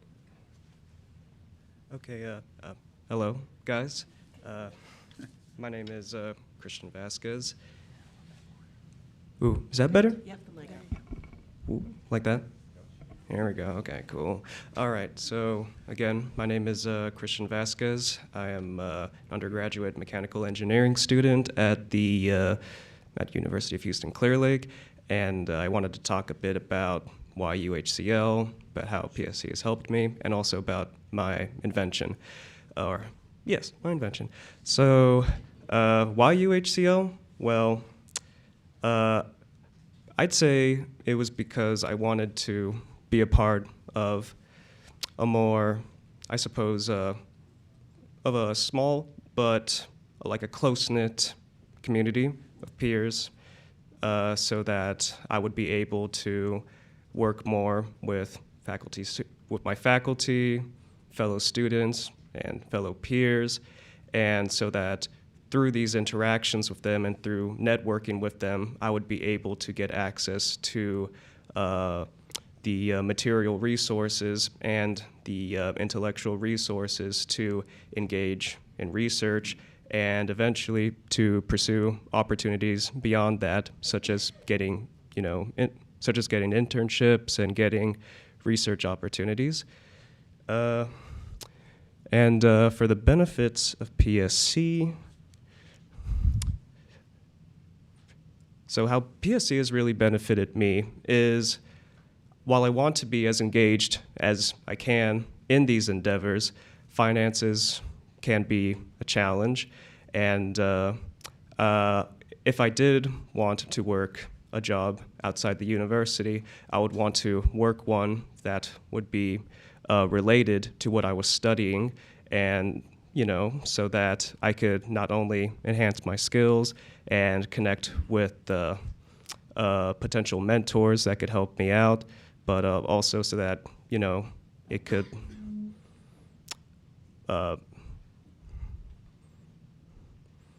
basically so that I could feel worth it. And so PSC was able to provide me with a generous monthly stipend that allowed me to sort of really ingrain myself and immerse myself into the academic culture and allow me to pursue my research, but also to continue studying as well so that I could maintain my GPA and maintain my grades and academic performance.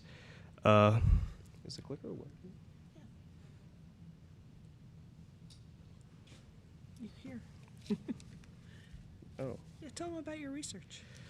All right, so let's talk about my research then. So what I did is I created a vertical displacement shear force apparatus, and what it is it's a device that is designed to measure applied loads on samples of resin beams and how much displacement that these applied loads cause on the beam. The components, all of which were designed, manufactured, and they were tested on site in the laboratory by me. And me, along with the help from my faculty supervisor, we were actually able to write a provisional patent, and we were able to get that provisional patent published, making me an official co-author of that patent and a co-inventor of the apparatus. And we envisioned it to be used primarily for educational purposes, aimed at high school and undergraduate students that are interested in biomedical engineering and materials science. So, yeah. Thank you.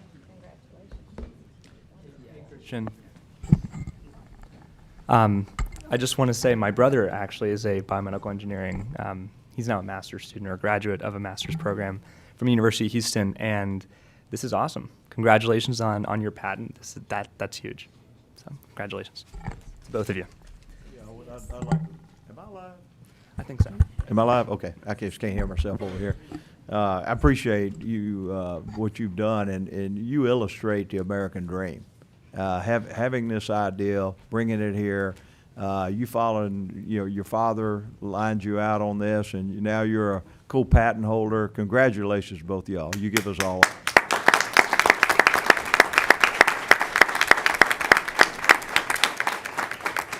As usual, the very best part of your presentations are from the students that inspire us and remind us why we're all here and why we care so much about the future. Thank you. On behalf of all UHCL and especially PSC students, thank you so much for this opportunity. Hear, hear.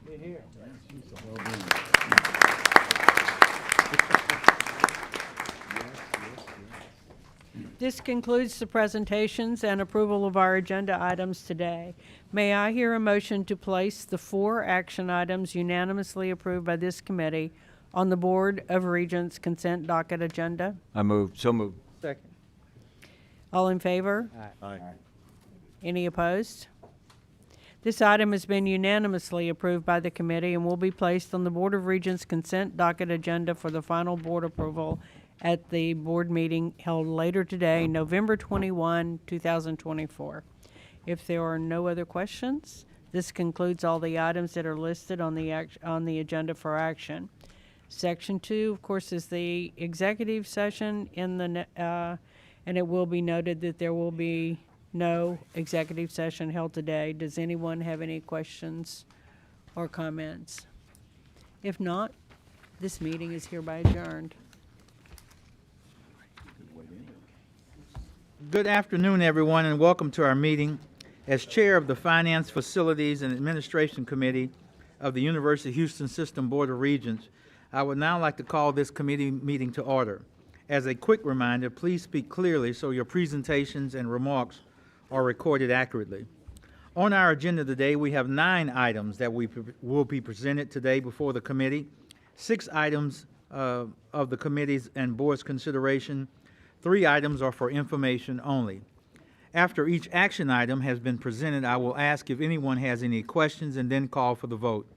Once the presentations have been concluded, I will then seek a motion to place approved action items, if appropriate, on the board's consent docket agenda for the final approval at our board meeting held later today. I would now like to introduce our first item requiring committee approval, the minutes from the Finance, Facilities, and Administration Committee meeting held on August 21st, 2024. Does anyone have any corrections to these minutes?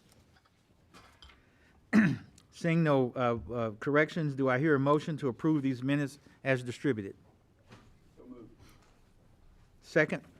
Second. The minutes from the August 21st, 2024 Finance, Facilities, and Administration Committee meetings are hereby approved. Item C is our first action item for the committee's consideration. Approval is requested to delegate authority to the Chancellor to negotiate and execute contracts exceeding $1 million for the purchase of goods or services, excluding construction contracts at the University of Houston System. Mr. Raymond Bartlett, please introduce this item. Yes, I'd like to turn it over to Karen Livingston to present this item. All right. Good afternoon. There are 24 contracts on the schedule for approval today, and in the interest of time, I'll keep it to a high level, but please let me know if there's a contract you'd like more information on. On the contract schedule, there is a contract for online education courses that is doing well, and Can everyone hear? Can you hear me? No? Still? Is that better? Yes. Yeah, thank you. Okay. Right into it. All right, the first contract is for a revenue contract for online educational materials that's performing very well, so it's a revenue increase. There is a contract for amending employee retirement planning services, an increase in temporary staffing services. There are 3 contracts for federal and institutional debt collection, an amendment to a travel agreement really stemming only from a change in how charter air services are processed. 2 approvals for custody services, both to extend the current agreement and then to solicit the service for a new contract. An extension of our constituent relationship management software. 3 approvals pertaining to electronic library materials with EBSCO. And the final 13 agreements are not new spend. These are 13 contracts for things that are already purchased across the University of Houston that are being consolidated into master contracts because UH is implementing an e-procurement system. This will be a web-based system that will allow our employees in our departments to make purchases in a similar manner, very similar to online shopping, and that gives us purchasing efficiencies and improves our customer experience. Those 13 contracts are, again, existing spend. They are everything from office supplies to IT hardware and software to medical laboratory and research supplies. Are there any questions about any of the contracts or the change to e-procurement? Seeing no questions, may I hear a motion to approve this item as presented? So moved. I'll second. All in favor? Aye. Any opposition? Seeing and hearing no opposition, the item passes unanimously. Item D is our next action item for the committee's consideration. Approval is requested to delegate authority to the Chancellor to negotiate and execute construction contracts exceeding $1 million for projects at the University of Houston System. Ms. Livingston or Mr. Bartlett? Yes, I'll take it. Thank All you. right. Thank you very much. We have 6 contracts for your consideration and approval, all related to the University of Houston. The first is a contract for a roof replacement at the College of Fine Arts. The second is for a renovation or refresh program in the College of Technology building, commonly referred to as the T2 building. The third is a roof replacement in our Cullen Performance Hall. The next contract is for outsourcing on an as-needed basis, emergency response and maintenance for elevators. The next item is a $6 million project for work to be done in Wilhelmina's Grove. And then lastly is a $3 million contract for central plant upgrades related to servicing 2 new buildings that will be coming online in the near future, our Innovation Hub and our new academic building for the Hobby School of Public Affairs. And so we'll need some additional chiller capacity to support that. That completes this item. Thank you, Mr. Bartlett. Any questions for Mr. Bartlett about this item? All right, may I hear a motion to approve this item as presented? So moved. Second? Second. All in favor? Aye. Any opposition? Hearing and seeing no opposition, the item is hereby approved. The next action item listed on the agenda today is item E. Approval is requested for a one-time payment to eligible faculty and staff at the University of Houston. Mr. Bartlett? Yes, sir. We're requesting a one-time payment equal to $2,000 for eligible employees based on established criteria and guidelines. Hopefully we can get it up on the screen. There we go.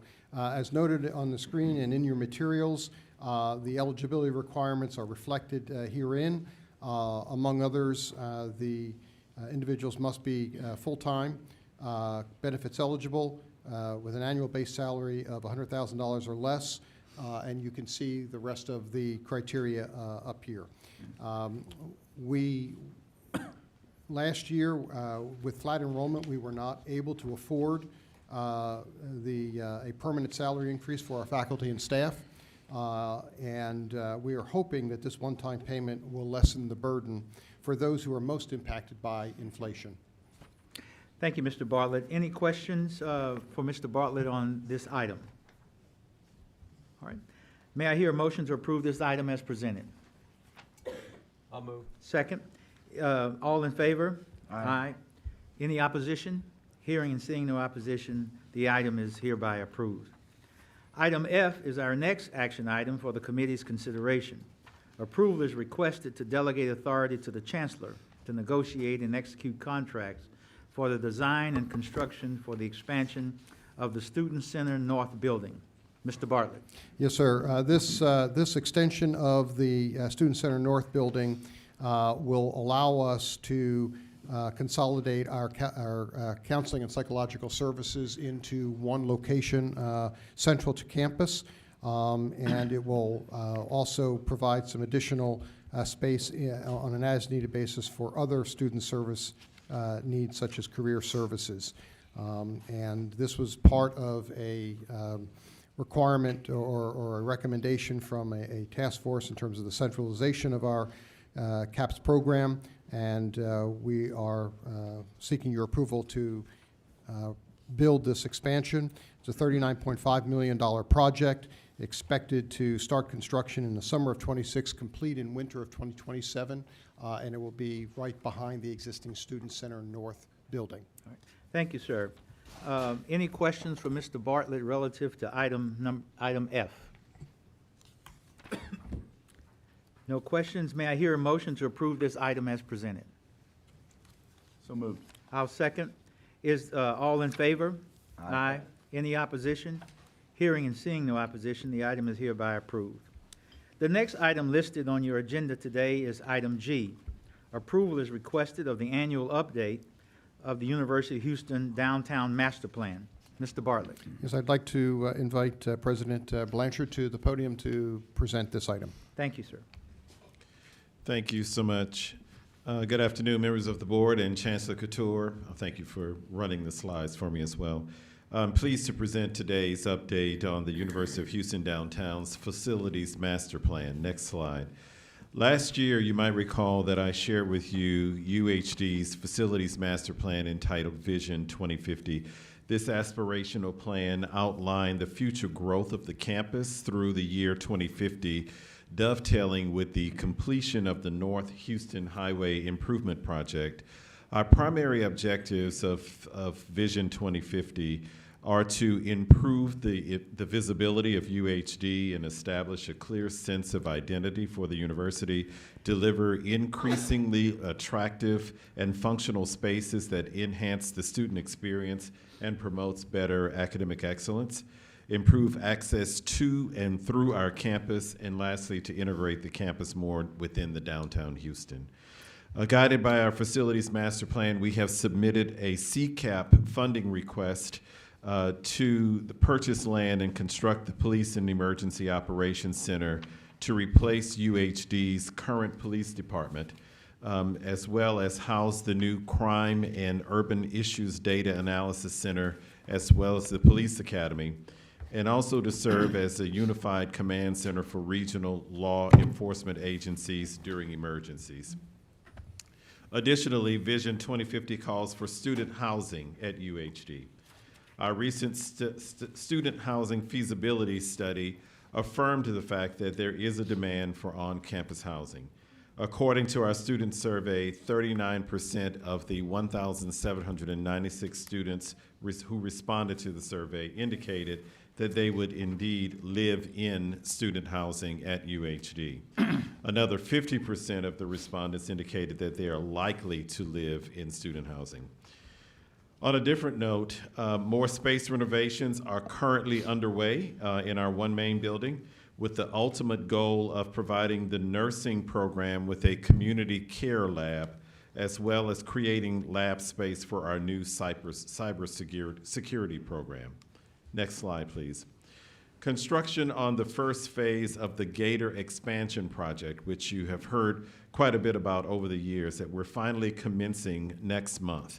The Gator expansion project will add a 4th floor to our Girard Street building and repurpose space vacated in our One Main building. These renovations will add increased functional spaces to enhance our students' experiences, as well as better align academic support services with instruction.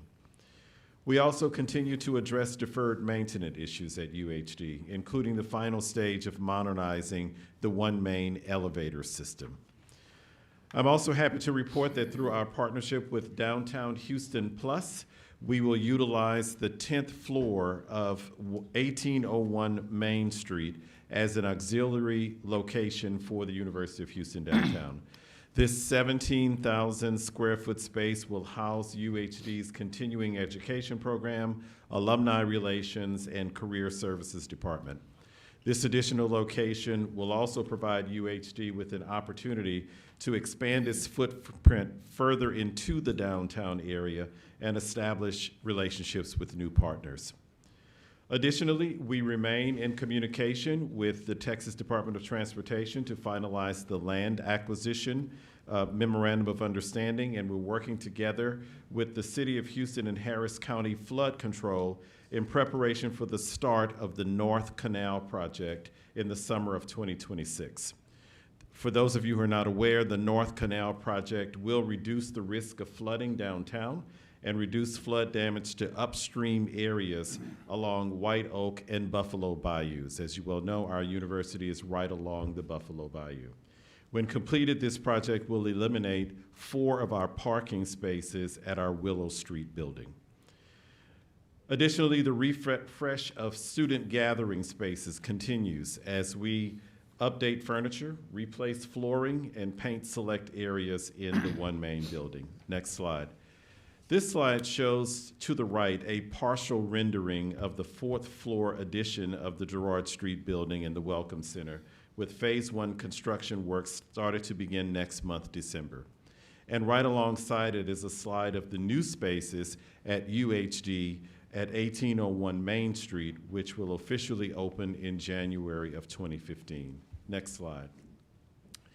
This slide shows the prospective locations of the Police Academy, Police and Emergency Operations Center, and as well as student housing at UHD. These potential locations utilize existing UHD land. The student housing facility would replace the former recreation center that is no longer needed due to the construction of the new Wellness and Success Center. Being located next to the one main building, we feel strongly that this location will provide students easy access to the library, student services, dining, and classrooms.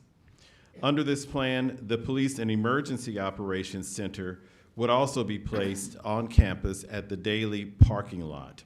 This is not an ideal location. However, our CCAP request may provide us the funding to purchase the land to house this much-needed facility in a different location. Next slide. Our facilities management, maintenance, and expansion are essential not only to meeting students' needs and enhancing the student experience at UHD, but also to enriching our work within downtown Houston and increasing the visibility and impact of our university. As we turn the corner on year 50, we are excited about our future plans, and we look forward to your feedback and your support as we carry out the mission and vision of UHD through Vision 2050. Thank you for your attention to this update on our master plan. I stand ready to address any questions or concerns that you might have. Thank you, President Blanchard. You're very for that welcome. Great report. Exciting stuff. Any questions for President Blanchard regarding the master plan, item G? Have there been any, anything from TxDOT about moving the freeway since the last time we spoke about it? Well, what we're doing now, in terms of the timeline, that some of the work is still along the same timeline that we thought before, and that the construction phase of the new highway will begin before the deconstruction phase. And we're told that the construction phase is likely to begin anywhere between 2025 and 2026. So it's not that far off. We are still working to finalize the memorandum of understanding between UHD and Texas Department of Transportation. I think that we're getting closer, and we've got the great benefit of having our legal team that's helping us, along with a consultant, to get to the finish line. Dr. Blanchard, could you go back to your slide where you showed the footprint of that one? So just maybe remind me where that freeway boundary is going to move to. It's north, right? Right. And of course, I'm the worst with the map. Yeah.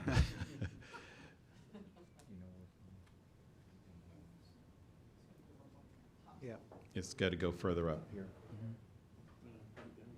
Kind of close to where that arrow is. but Where a the, little where the above. police operations, it's going to be up through, Up above it. above that, Yes, above right? it. So it's really rerouting the highway. It's going to be closer to our business building in terms of its location. I know that probably isn't helping in terms of looking at this map. But the reality is that then the I-10, I-45 that goes right through our campus, that's where the deconstruction process I was will just be. thinking if I was a student living in that housing compound next to I-45 or I-10 East, I don't know that I'd be able to sleep much at night, but this is all going away, right? Right. At some point. But then where we're proposing the student housing to be is that it really is not going to be, it's going to be where we're going to, yeah, I see what you're saying in terms of timing of when the housing will actually be in place versus when the highway will be deconstructed. That it would be quite noisy, not only for the students living in the residence hall, but obviously it's going to be noisy for those who are in the one main building and all of these other buildings as well. But that's part of the negotiation as well in terms with TxDOT in understanding where the noise control factors are being given consideration as well as they work to get their work done and to make sure that the learning environment at UHD isn't going to be negatively impacted in any way. Any additional questions for President Blanchard? All right. Thank you. May I hear a motion to approve this item as presented? Second. All in favor? Aye. Any opposition? Hearing and seeing no opposition, this item is hereby approved. Thank you. Thank you, President Blanchard. Thank you. The next item listed on your agenda today is item H. Approval is requested for the annual review of the University of Houston System Board of Regents, Finance, Facilities, and an Administration Committee charter. Mr. Bartlett. We have reviewed the charter for the Finance, Facilities, and Administration Committee. We have no recommended changes during this review period. Thank you very much. May I hear a motion to approve this item as presented? Second. All in favor? Aye. Any opposition? Hearing, seeing no opposition, this item is hereby approved. The next item listed on your agenda today is item I, Annual Report on the Condition of Buildings and Facilities, the University of Houston System. Mr. Bartlett. Yes, I'd like to invite Mr. Oliver to present this item. Thank you. Thank you very much. Good afternoon.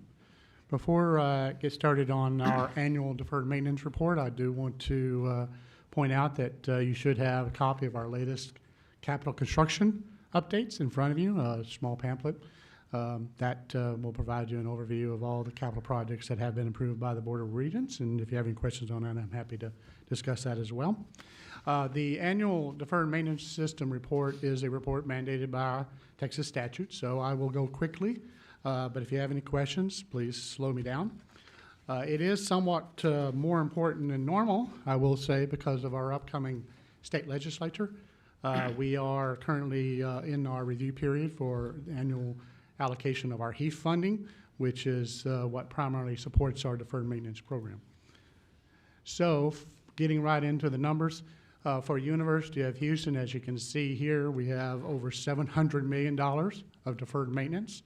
I do want to highlight that we do have an addition to our deferred maintenance numbers. We have broken out infrastructure. In the past, we were focused purely on buildings. What we have found is that our infrastructure also is significantly degraded due to age, and this includes our utilities, steam, storm sewer, sanitary sewer, water lines, et cetera, that connect our buildings to the campus.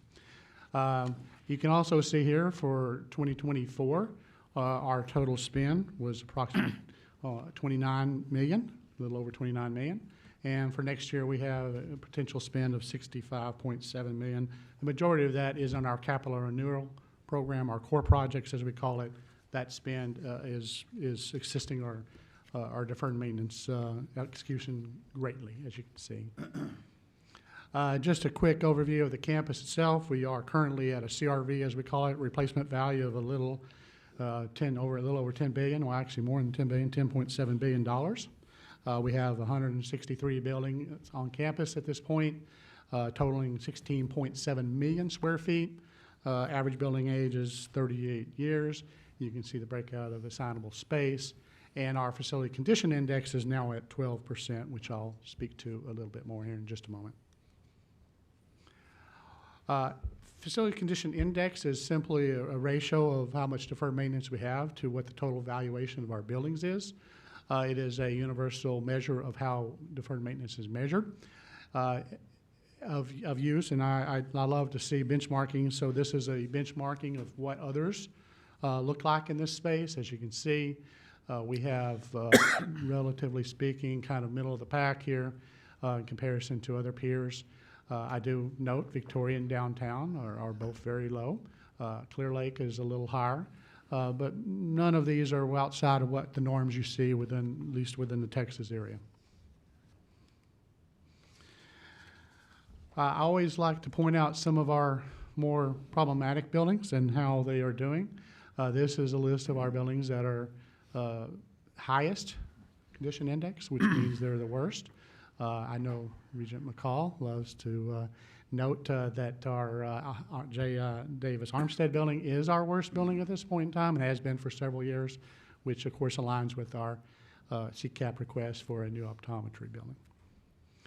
I do want to point out that we had one building that moved into the critical stage, and that was our Cameron building, which is primarily used for child care and other services for auxiliary groups. This is a forward-looking slide. This is one that I do want to pause on just a moment and make sure I can communicate what we're trying to do here. I know it's a busy slide, so I'll talk you through it really quickly. At the top, you can see a bar chart that shows our deferred maintenance, projected for deferred maintenance for each year based upon our current spend of $17 million. Which is, of course, as I mentioned a moment ago, is our HEAF funding that we receive. You can see that we are making progress in terms of bringing our deferred maintenance down. On the bottom, we are forward-looking a little bit here. The blue line at the top is what our condition index would look like, assuming no additional funding was injected into it. Below that, you will see two lines. The red line is an assumption of 50% increase in our HEAF funding, which would equate to approximately $25 million. And then the green line on the bottom was probably super optimistic, but that would be assuming 100% increase or $50 million increase in our HEAF funding if we chose to invest into addressing our deferred maintenance needs on campus. So just sort of give you a sense of what the funding could do if we chose to push it into deferred maintenance. Again, this is a conversation I know the Chancellor is having at our next state legislature. Interesting. Yes, Any sir. questions for Mr. Oliver? Oh, I'm sorry. I thought Oh, no, you were well, we got a finished. few more to go. Okay, I apologize. All right. This is another program that I'm extremely proud of, and this is one that directly affects our students, which of course is why we're here, of course. This shows our classroom refresh program. As you might imagine, classrooms on campus, we have over 200 of them. We strive to renovate those classrooms on a 10-year basis, once every 10 years. As you can see here, we are resource constrained. So at this point in time, we're not able to accomplish the 20-ish plus or minus classrooms per year that we would need to do to maintain this schedule. So this is a very obvious need that we would look at increasing our HEAF funding to, assuming we did get more HEAF funding, to address classroom renovations on campus. So again, just a great program. It has made great progress, but we need to do a little bit more, to be frank. So. I will continue. This is a system level report, so I will hit the other campuses deferred maintenance as well. For our downtown campus, downtown university, we have approximately $12 million of deferred maintenance. You can see here their spend last year was almost $2 million, and their budget for the upcoming year is at $1.8 million. A little bit of information, nothing here that is not consistent with what you've seen before. They're, of course, using their money in the normal ways you would see, HVAC systems, plumbing, et cetera. So. A quick snapshot of the campus at downtown. Campus replacement value is approximately $1 billion. 12 buildings, a little over almost 2 million square feet of space, average building age 30, and then you can see their campus index is at 2%. And currently they have only one, they have no buildings on the... Quick question. I'm sorry. How do you calculate average age? Is that by square foot or by literally number of buildings? That's just the number of buildings and what their 12 age is. buildings Yeah, if you have divided by 12 whatever buildings, the built. average age of the building may be So- 30. Yeah. So, You, so it's just a number. yeah, it's just a number, give you a Okay. sense of the age. right. One main building obviously is extremely old, but then they have brand-new buildings, so. I had a question around campus facility condition index. Correct.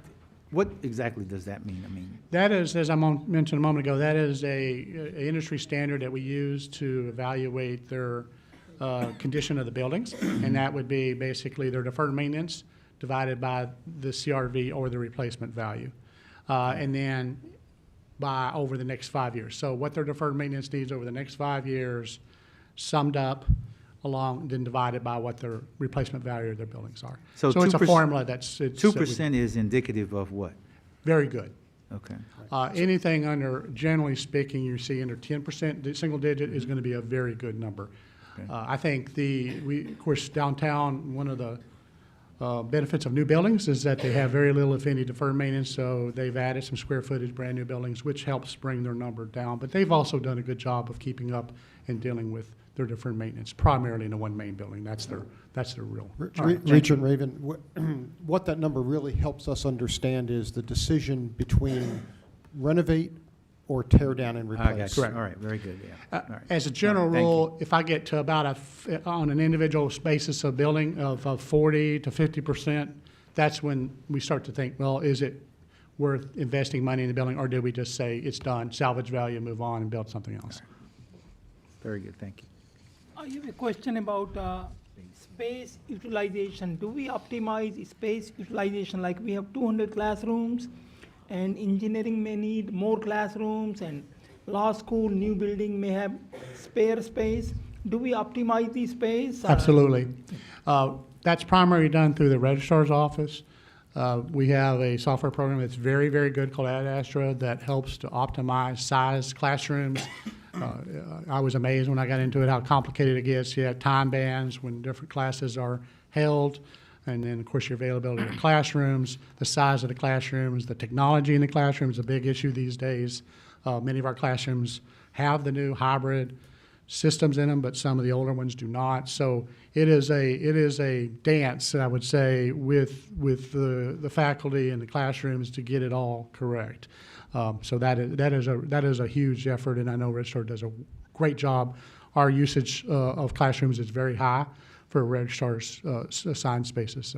So classrooms are centrally assigned, most of the classrooms, so they are in the central system, but we try to make sure that the classroom is closer to where the faculty's offices are, but still faculty go all over the campus because we don't have like these are College of Engineering classrooms, these are College of Law Center classrooms. We do it for efficiency's sake. So do you think it's worthwhile for you to show the space utilization of all the classrooms, all the buildings, maybe one slide that our space utilization is 80% or 75% or 90%? Do you think it's worthwhile to look at that space utilization? Space utilization of classrooms is an evolving situation at the moment. What we have found since COVID is that the change in how classes are held has greatly evolved. And what we're seeing is that many of our online classes are now taking over, in many cases, the usage of our physical classrooms. Not saying that we don't need them, but it is an evolving. So our space utilization numbers that you're referring to, I don't have a baseline, to be honest. It really has evolved so much that what is a good number? Even the Texas Coordinating Board has come back and said, well, they used to make us measure that, and now they basically said we don't know either. So there is no reporting of measurement of we used to call it a SU score. So that score is no longer relevant. It's just an evolving situation at the moment for classrooms. All right, thank you, sir. I'm sorry, I'm not sure I answered your question very well, but it is definitely something that is changing as we move forward. Yeah, I do remember from coordinating board that we used to get space utilization from all the universities regularly, and I've not seen one here that we look at. Yeah, we do have the data. We can look at the number if we need to go into that. I can get that information. Any other questions for? Okay. Let's see, where was that? Okay, we're downtown. Let me just say, it seems like we have a total handle on it because this is the problem that probably most universities have is maintenance CapEx and the deferred maintenance on buildings. So it looks like on paper we have our arms totally around it.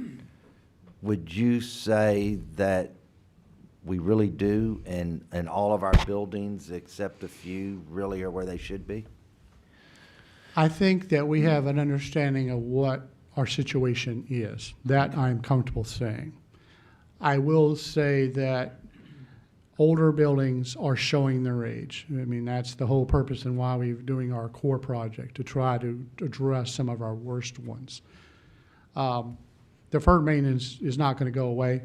I mean, if you look at the formula that I'm using to calculate it, I am literally, I think, 2.5% more each year, just because of the nature of how it continues to depreciate, if you want to use that term. It gets worse, degrades. And plus, of course, then you add in market escalation factors. So you've got those sort of efforts that are pushing it in the wrong way, of course. Are we able to deal with our critical needs? Yes. I've told the Chancellor this. We're not in a doomsday situation. I don't want this to be presented in that manner. But we are seeing some degradation of key systems. And I think last time at the last Board of Regents meeting, I spoke to the electrical infrastructure. which is one of those things is also to the tender, it keeps me up at night because that is getting aged out on me. Much of it is in the 40-year range, even though we've done some key replacements of certain parts of the system. You know, that's something I was going to ask you, because some people could look at a 1975 and up building as a modern building. When you're a university, it's almost, 75 years old, or 100 years old, right? What do we get? It'd be 50-ish, be 50-ish years old. So how many buildings do we, that we're getting ready to celebrate our centennial. I definitely lost it there for a second, okay, as I was thinking about buildings and the ages of them. How many buildings do we have that are before 1975 so we're minus 50 years? 475. Have we done a table that we could see? I don't know if I have that exact number handy. I can get it. Over obviously. 50, over 75, over 25? Yeah, It's on on here. back up here. Slide 29. Let me go back to this slide. This shows the age of these buildings. These are just our worst buildings on the far right. You can see how old they are. For the most part, you're looking at buildings in the 50-ish, just generally just eyeballing it, 50-ish sort of range is when they start to reach sort of a critical point, which is not inconsistent. Our standard for building is usually a 50-year building. That's sort of what we target. So by default, anything that gets to that 50-year number is going to start to show its age. David, what's the So average? when are we, I'm sorry, sir. No, go ahead. When are we going to tear down Moody Towers? When they tell me I can. That was probably for executive session. I want my finger on the plunger. I'm going to be honest. Yes. Hey, man, there's great memories in those towers. Tell me you can't tear them For sure. down. What? Some of us have great memories in those Moody Towers. Here on that. Was it Regent Spencer Armour? His memories of the old quads. I recall that conversation as well. It was brand new in 1968 when I came. It was brand new tower, both of them. We do have many buildings that are really in need of deferred maintenance. So legislature gives a special funding called HEAF that is for deferred maintenance. Every 10 years, legislature recalculates and then they see what they should be giving. So generally there is an adjustment. So this is the session, so we are going with the request. So what we presented to you here is that we know what the problem is, and if we can get the funding that all the universities are asking for, which is really doubling of the HEAF funds, then we can take care of it very quickly. However, if we get half the funding, we can take care of it somewhat, and if we don't get anything, we are in trouble, basically. And to the chairman's point, this is a national problem. Yes. Yeah.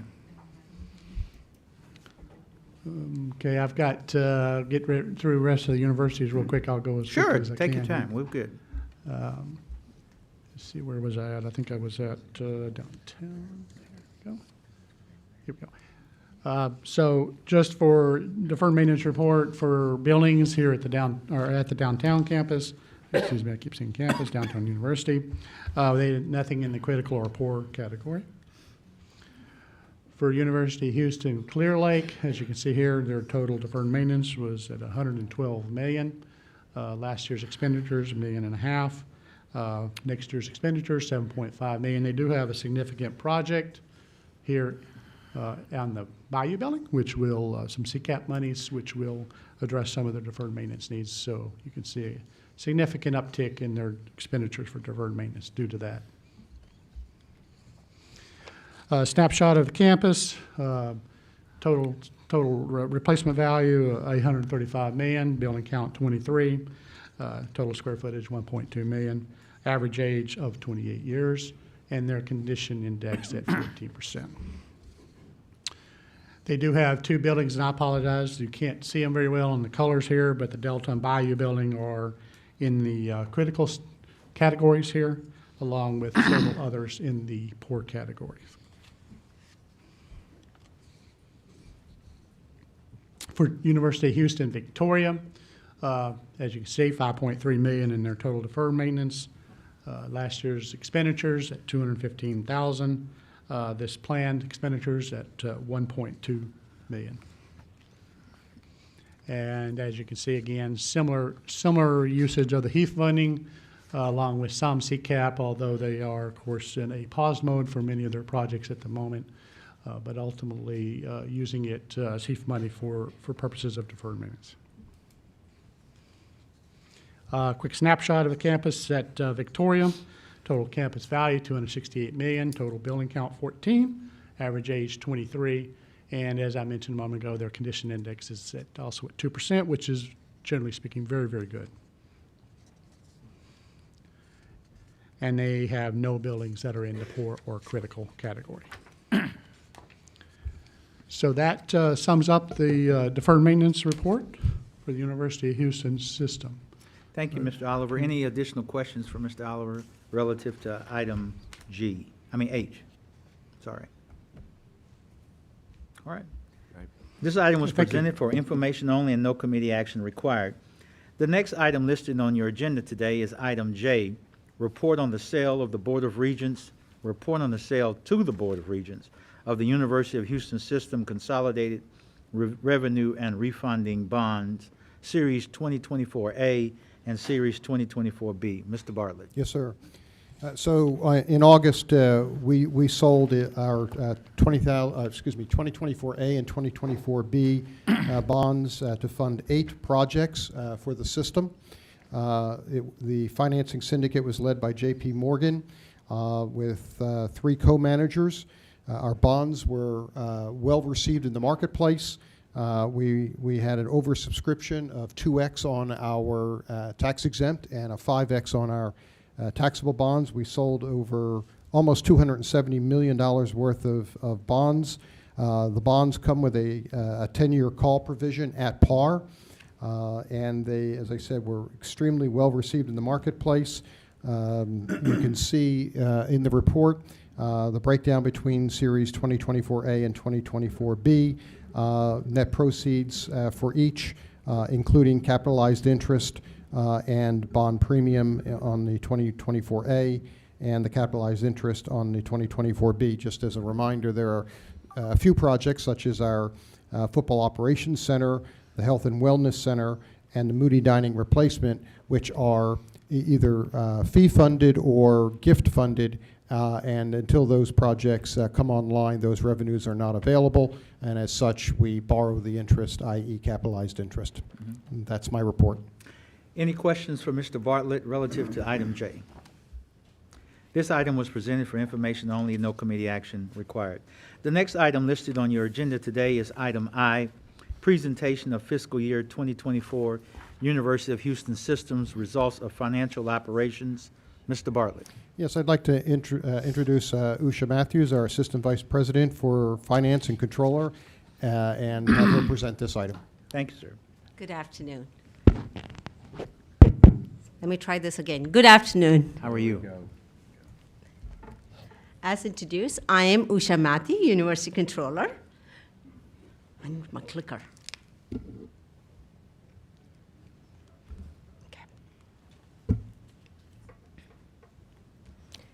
Today's presentation is an overview of fiscal year 24 results of financial operations.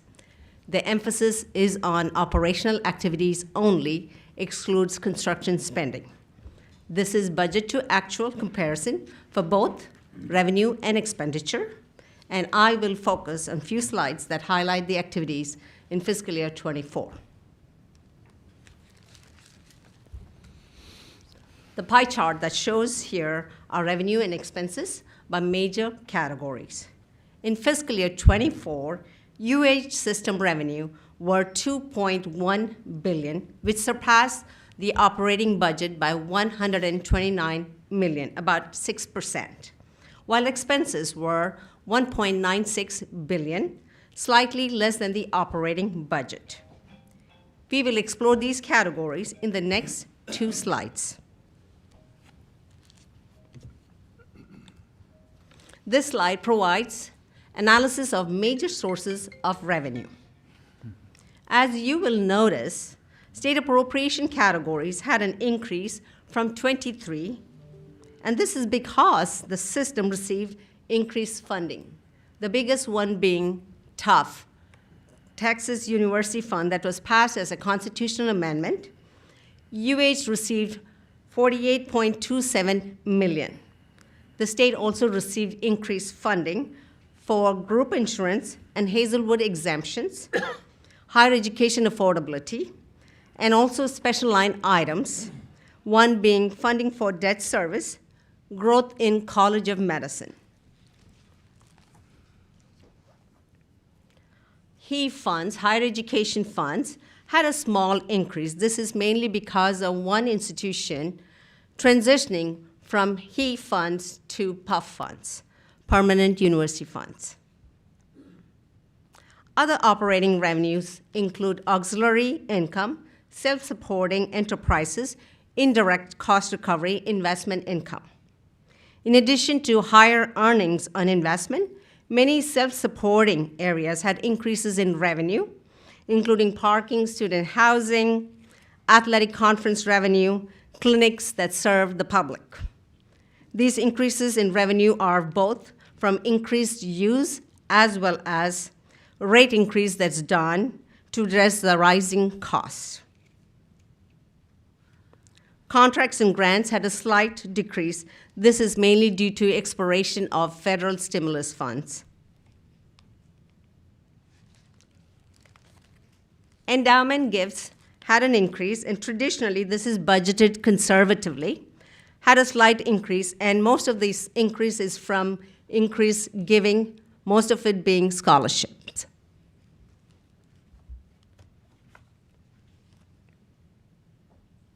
This slide shows an analysis of expenses by major categories. As you notice, salaries and benefits comprise approximately 52% of systems operating budget. These costs increased from 23 due to market forces. All UH universities have invested in employee salaries to retain and attract the best talent. Maintenance and operations comprises about 21% of systems budget.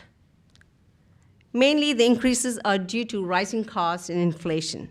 Some of the items that fall under M&O, maintenance and operations, are insurance, property, utility costs, communication and utilities, professional fees and contract services, ERP software maintenance and licenses, materials and supplies, so on and so forth.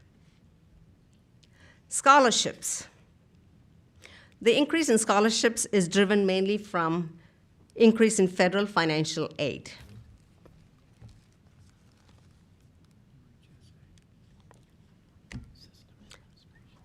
The asset side of the balance sheet, the primary assets of system are displayed here, including the 5-year data.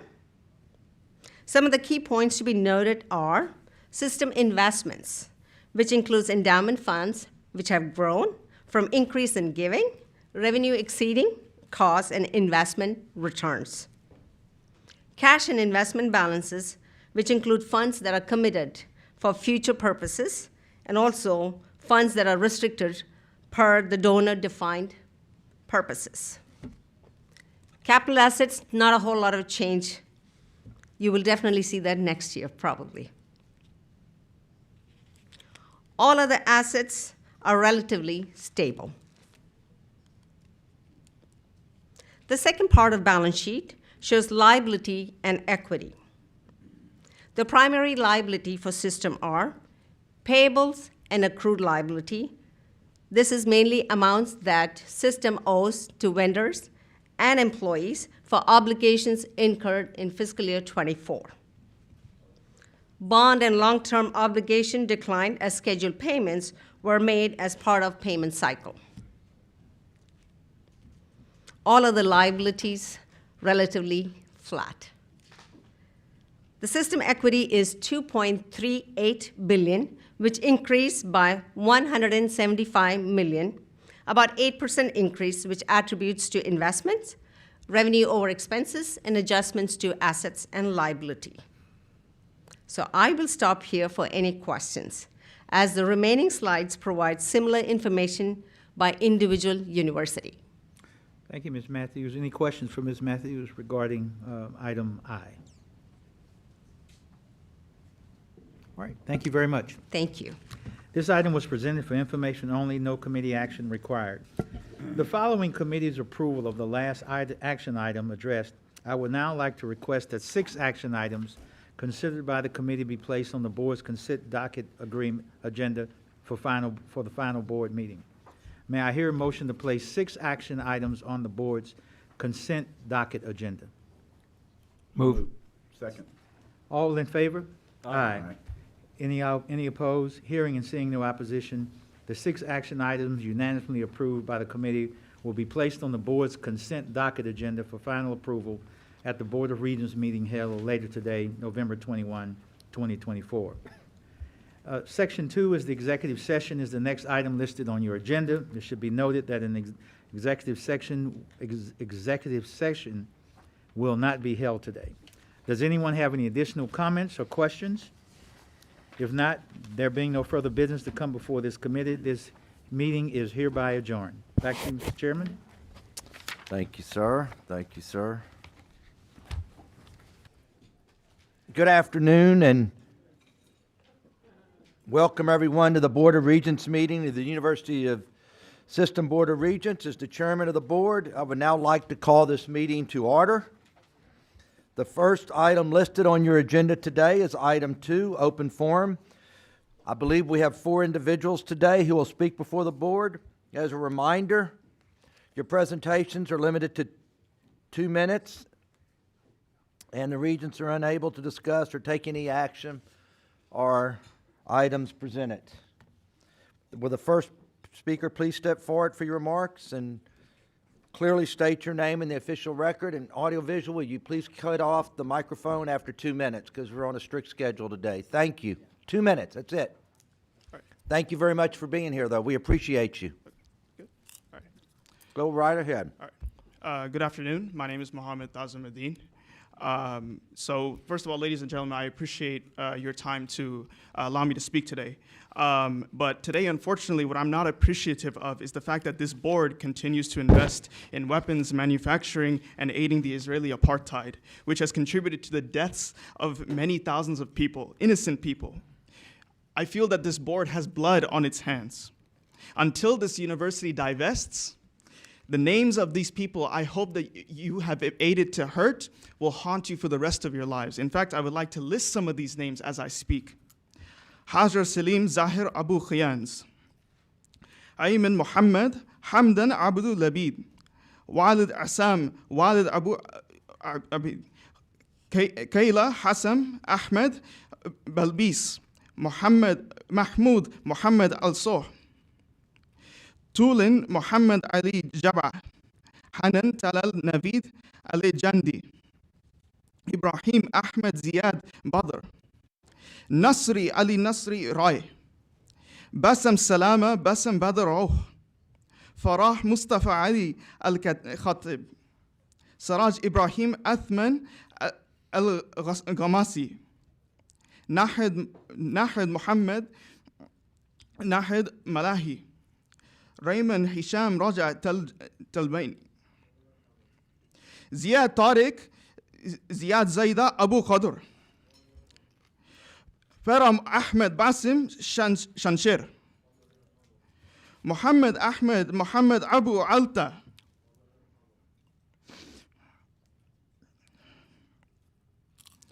Siraj Ibrahim Athman Al-Ghamasi, Muhammad Ahmed Sham Hisham. How many more names do you have? More to go. I'm so sorry, but you can say them to yourself, and we will think about it, and we very much appreciate you. I appreciate you taking the time. Thank you. Thank you, sir. Next.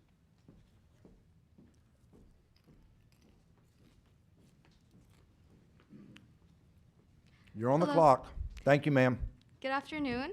My name is Niji Hazaman. Board of Regents, your continued investment in weapons manufacturers and Israeli apartheid has contributed to the deaths of thousands. You have blood on your hands. Until the university divests, may the names of the people you helped kill haunt you. حمام حاتم كرم الدين الباكستاني 2 years old. Islam Raed Subhi Saidi 2 years old. Rahiq Amru Saeed Alham 2 years old. Sami Muhammad Sami Iyad 3 years old. Sham Hisham Al-Gamasi 3 years old. Bira'a Iyad Nasr Al-Abbasi 3 years old. Jude Salma Basim Badr 3 years old. Nawal Ahmed Majid Maqat 3 years old. Amr Ahmed Amr Hatat 3 years old. Abdurrahman Basil Hisham Mashtahi 3 years old. Malik Mahmoud Muhammad Al-Risi 3 years old. Rafif Ibrahim Khalid Alham 3 years old. Riyan Qasim Bashir Tahir 4 years old. Zina Basim Samir Nasr 4 years old. Hind Mahandi Deeb Riyan 4 years old. Thank you. Thank you, ma'am. Next.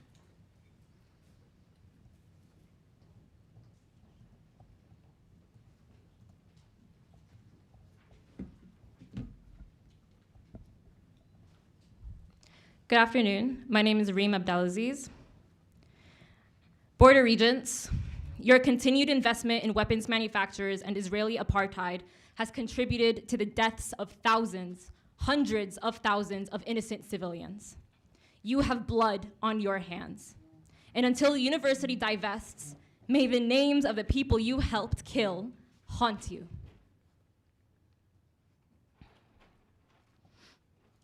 Sara Saad Saeed Abu Layla.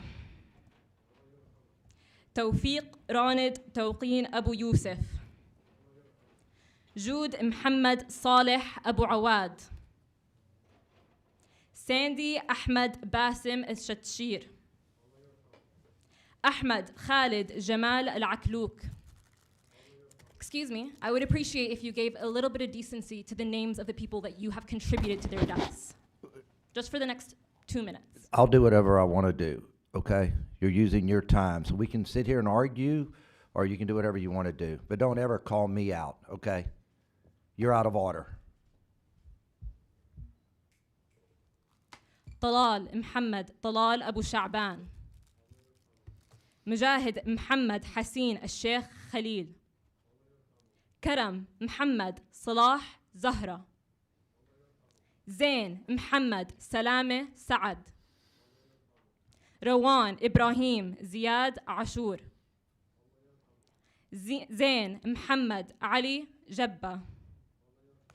محمد عبد الكريم أكرم عبد العال. نافذ معاذ نافذ عاشور. بلال خالد فؤاد أبو القراية. مسلمة طلال نافذ الجندي. زين نضال محمود عبد العال. Thank you very much. Next.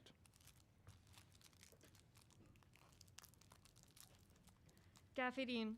Board of Regents, your continued investment in weapons manufacturers and Israeli apartheid has contributed to the death of thousands. You have blood on your hands. Until the university divests, may the names of the people you helped kill haunt you forever.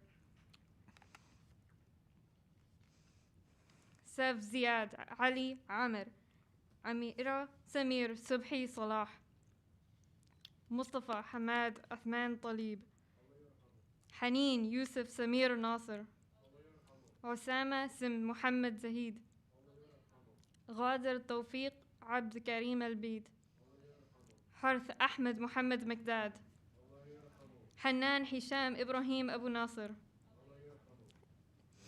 Ragad Basil Hisham Masiti, أحمد عبد الرحيم سلمى أبو أمارة جني تسير كمال أبو عبدو غزال عز علدن سمل بلال عز علدن سوفيتا علي حسن علي ربيع جادي أحمد يوسف أبو شعبان سماء طيب أحمد قدير عرفات ياسر عرفات حمدة محمد رميز عزو شلدن ملك تامر محمد عودة أحمد سعيد أحمد عودة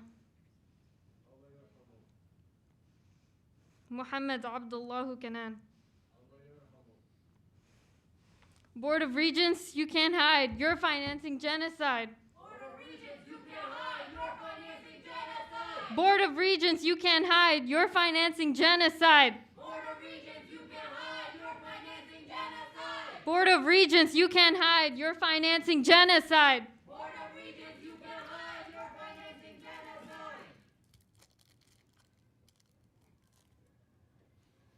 Thank you very much.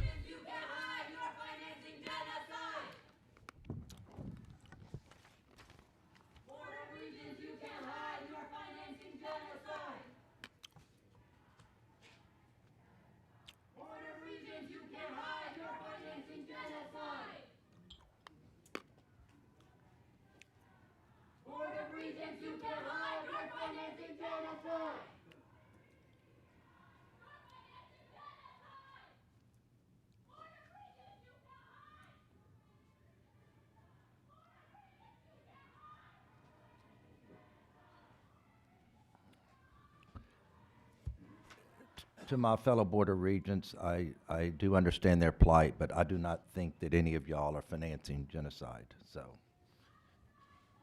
The next item listed on your agenda, item 3, is approval of the minutes from the following meetings. August 22nd, 2024 Board of Regents meeting, and August 22nd, 2024 special called Board of Regents retreat meeting. Are there any corrections to these minutes? Motion so moved. All right. Second. Second. The motion carries, and these minutes are hereby approved. The next item to be addressed from our agenda today is Bill 04, the role and representation of Faculty Senate. Take talking points for legislative charges to the Hilger Education Committee, Higher Education Committee. No, Hilger? We spelled it wrong. Okay, I'll what take it- responsibility. I was going to say, is there a Hilger Education No. Committee that I've never heard of? I Y'all threw me a word at me. I spelled it wrong, sorry. Okay. I was going to say, why have I never heard of this Hilger Education Committee? It's all right. All right, thank you very much, Mr. Chairman. Thank you, Dr. Holly Love. Good afternoon to all of our esteemed regents. In addition to my role as the Faculty Senate President, I'm also a faculty member and academic advisor in mechanical and aerospace engineering. As we approach the legislative session, I wanted to inform you about some brief talking points around one of those interim charges that was given to the State Senate's Subcommittee on Higher Education. And I had the opportunity to address that group directly at their interim hearing on November 11th. At the meeting, they were after a high-level overview of the Faculty Senate at University of Houston, in particular, what was our election process, our structure, membership, eligibility, etc. And they were particularly keen on what role our Senate plays in the overall governance structure at University of Houston. And with your ongoing tradition of inviting remarks from the UH Faculty Senate President at each of these regent meetings, I believe you're already aware that shared governance really holds special significance in academic settings where faculty, administration, and governing boards are all stakeholders contributing to the university's mission. Across the University of Houston system, each of our faculty senates is an elected body of faculty who participate in shared governance through intentional and frequent interactions between the faculty and the administration. Each senate works collaboratively with their campus units, makes recommendations on university policy.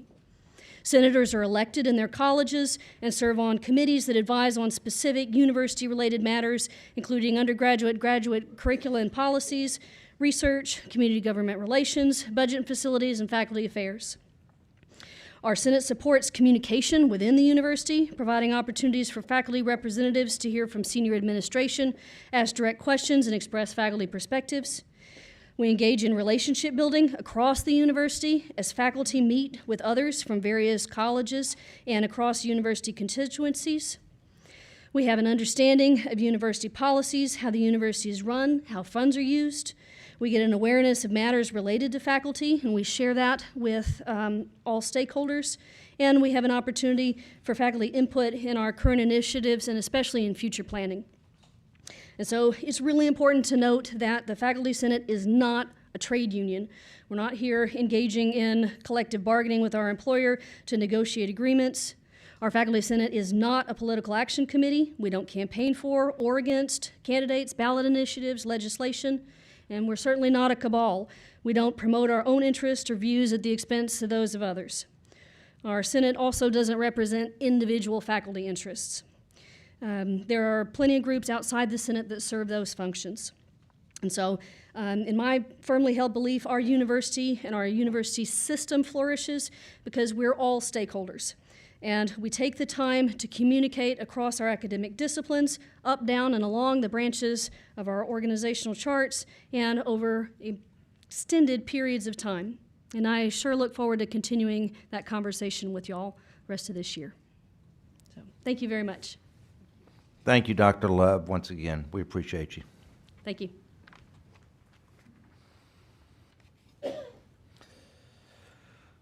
That information was presented for information only. No further board action is required. Section 3 is next on your agenda, our committee reports, which list the board's consent docket agenda items. These items have been considered and unanimously approved at each of our board committee meetings, which were held earlier today.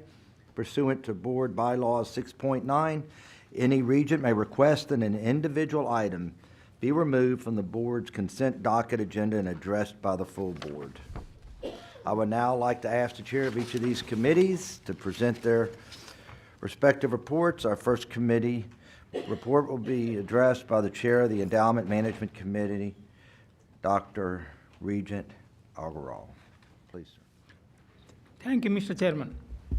The Endowment Management Committee met earlier today, November 21, 2024, and unanimously approved the following action items for submission on the board's consent docket agenda for the final board approval as follows.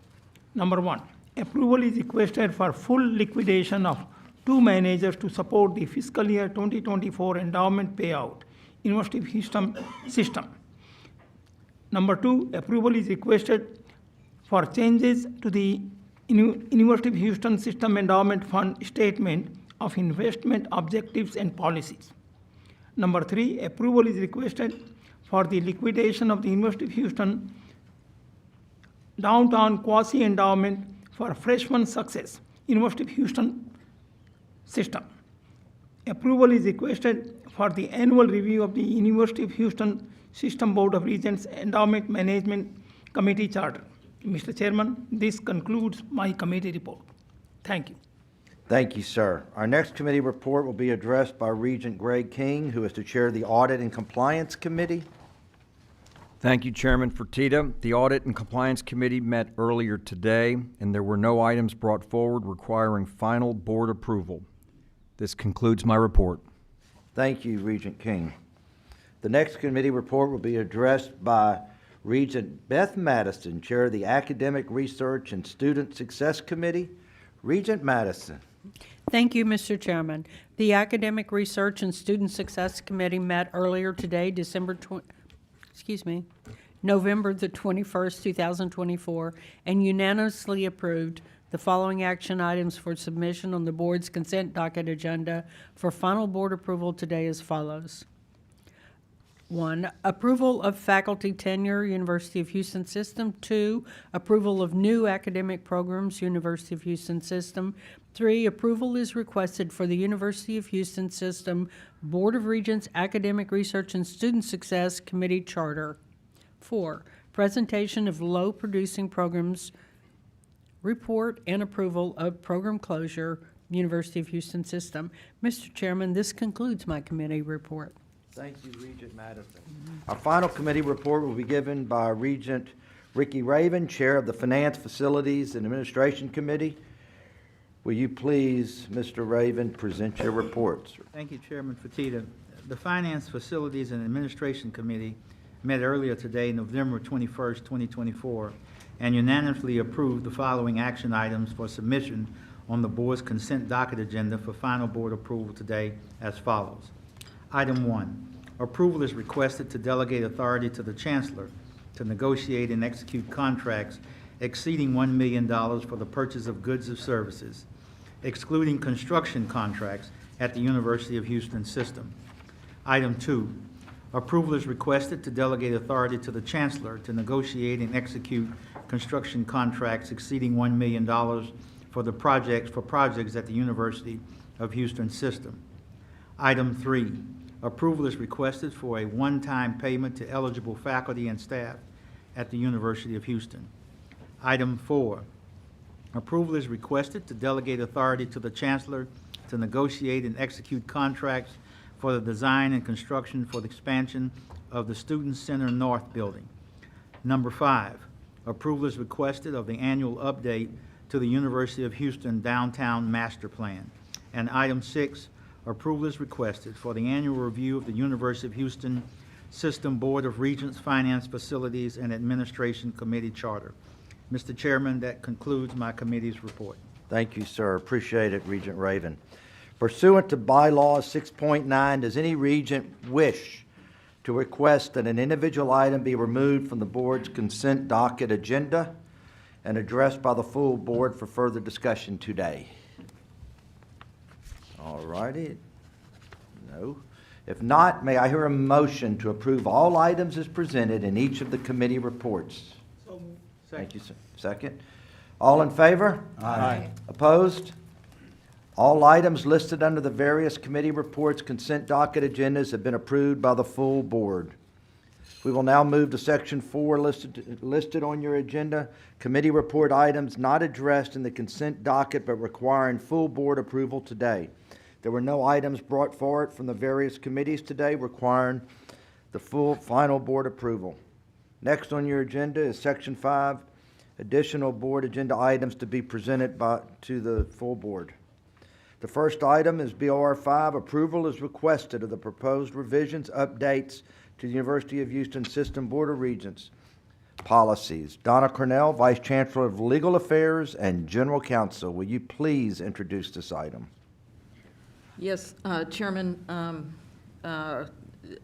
within the last few months, it came to my attention that Board Policy 57.06, which is on page 73, I believe, of the item here, which was, is that?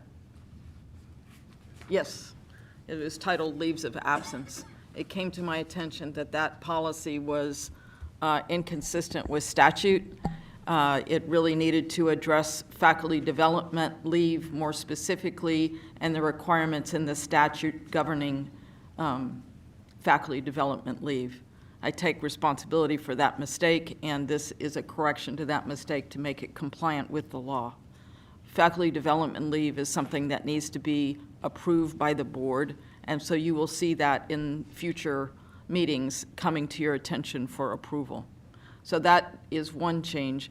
As I realized that that was a mistake, I undertook, along with my team, looking at every single reference to every single board policy to make sure we were being current, and so there are some ministerial edits to the citations. The other policy that we looked at in more detail was 2106, which I believe is on 2107, which is, I believe, on page 20 of the attachment here. Is that 2107? I can't see it on there. Yeah. So, and you'll see if you scroll down to 2107.2.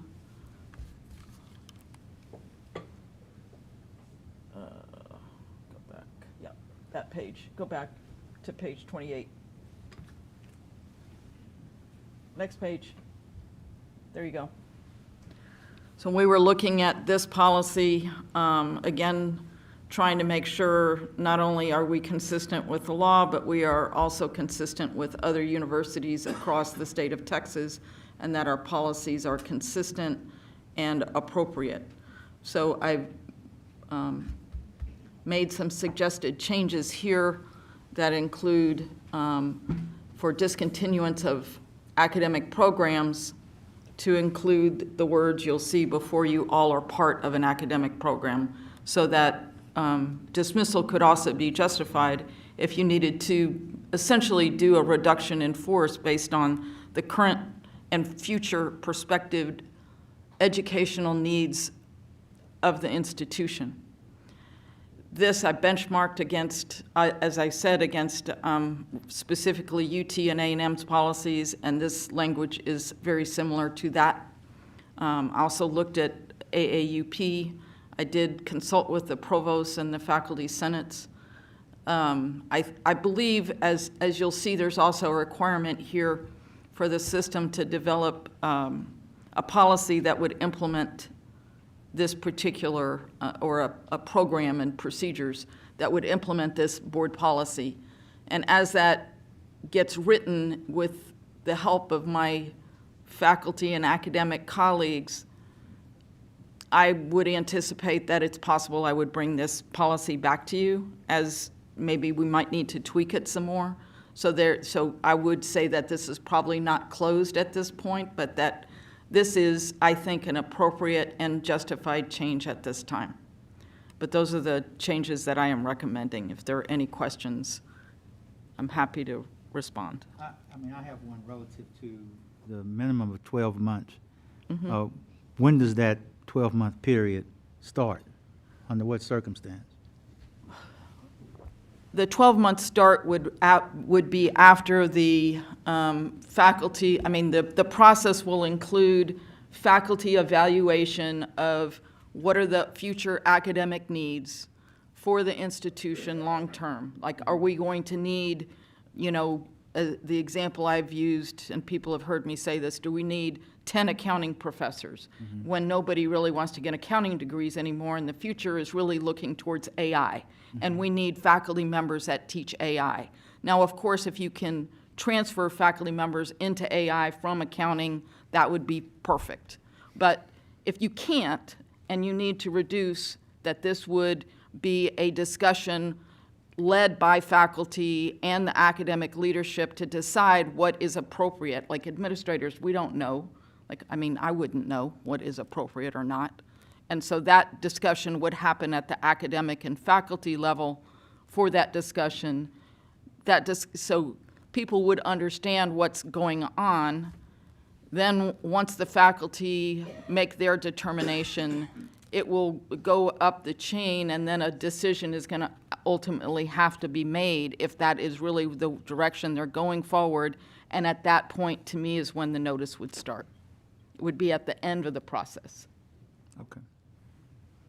So that would be the triggering event. Yes, and to me, that's standard in other notice periods for academic purposes. Should the language surrounding triggering an event be in the provision? I guess is my real question.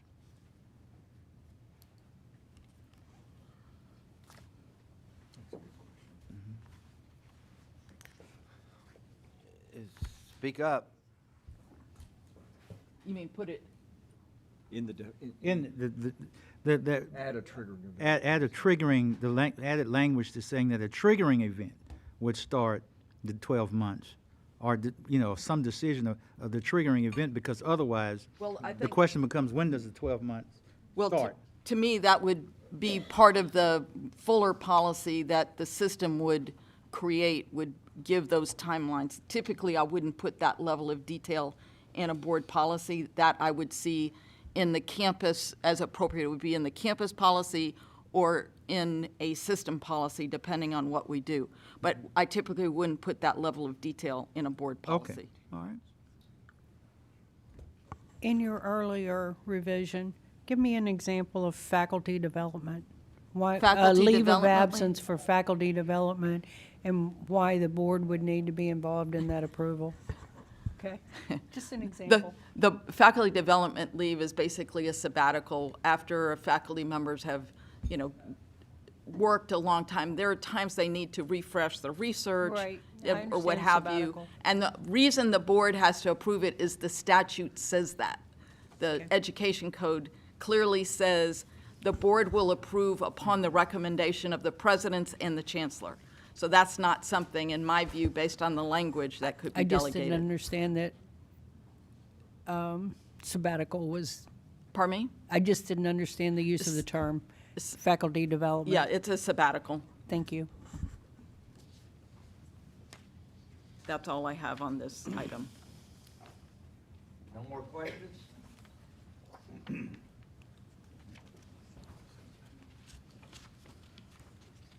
Thank you, Vice Chancellor Cornell.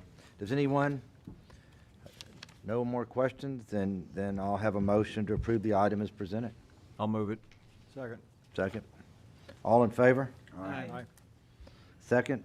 All in favor, opposed? The item is hereby approved. Our next agenda item is BOR 6. The agenda item will be taken out of order to be discussed later in executive session. Our next agenda item is BOR 7, Annual Report on College Athletics at the University of Houston. Mr. Eddie Nunez, Vice President of Athletics, will you please present this item, sir? Yes, sir. Thank you.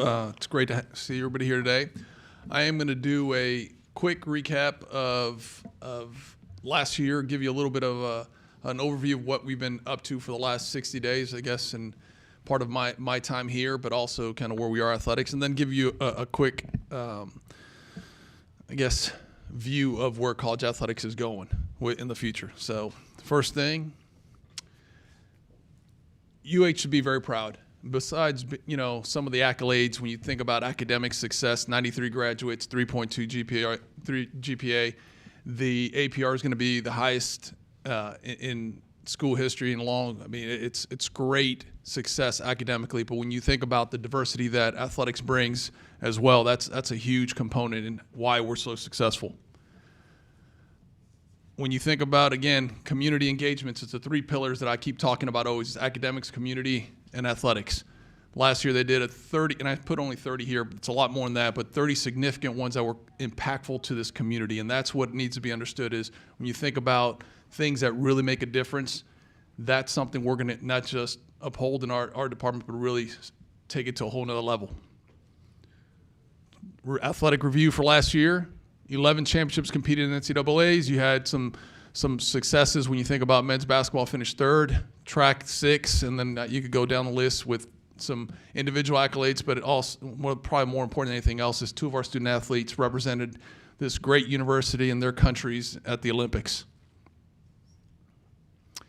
So a little bit about what's been happening over the last 60 days, or where we currently are. I'm going to start off by saying that I've taken the time to not just listen and get all around Houston.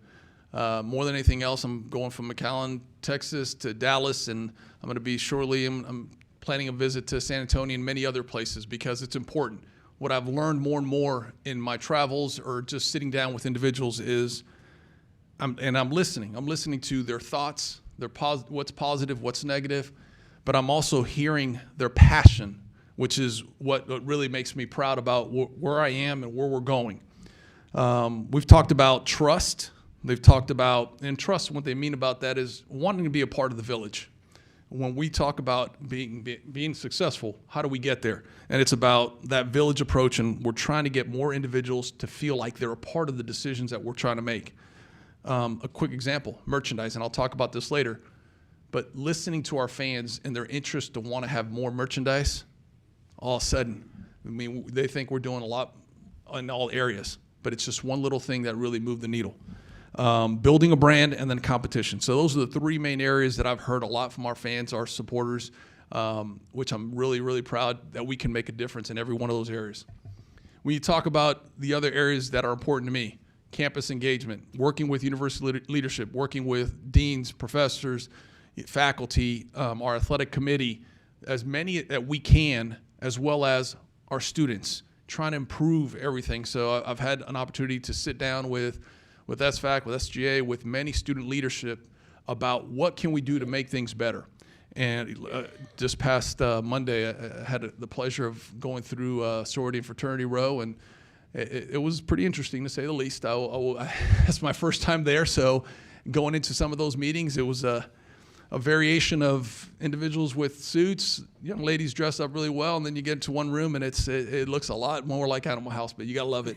That's our group. You gotta enjoy every bit of it. But I really loved interacting with them and making a difference. Some early successes. I wanted to highlight a couple of these because I think it's important. We take a lot of pride in our apparel relationship with Nike. When I arrived here, that contract had not been, and because of Mr. Palmer, I think he's over there somewhere, and others, we were able to get it through the finish line. And that's huge because you talk about Jumpman, you talk about the success we have, our recruits and everything else, that's impactful. So getting that to the finish line and getting it done was huge. You think about our multimedia rights. That's something, again, was on the docket for us to have a market look in. I'm going to get more into details. We're in the final stages of that. That is going to be a huge increase to our budget in many, many ways besides just dollars and cents, which I'm proud of. The TDCU brand, I put that up there because I think it's important. They're going, as many of you know, they've changed, and we're going to be going through a rebranding.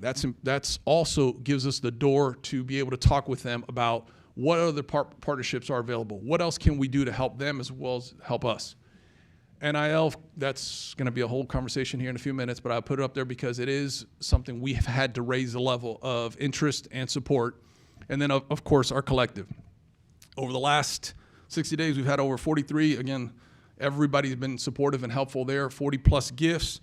We've done some really monumental things for the department overall, so I'm proud of that. It's highlighted by Chevron, the CMO gift, and others that were in the process before I arrived, but getting them to the finish line were huge. So I'm thankful for everybody helping make that possible. This part here, early successes, we can go through it. What we need to take from this is two simple things. We've had 2 games this year, the TCU game as well as the Kansas State game. Both of those were the highest viewed Big 12 games in the country. Over 1.5 million views. That's marketing. Those are dollars that you can't get without spending a lot of money. And for us to be able to do what we did and come out on the winning end of that was huge for our university. So just wanted to put it up there so you understand this is bigger than just going out there and competing for wins and losses. It does make a difference when it comes to recruiting, enrollment, and everything else plays a part of this. This is more information regarding, again, the impact to the university, all our ESPN games, how our UH brand is growing. That's part of the social media and other areas, but this is, we'll provide this information for all of you to see it a little bit more in depth.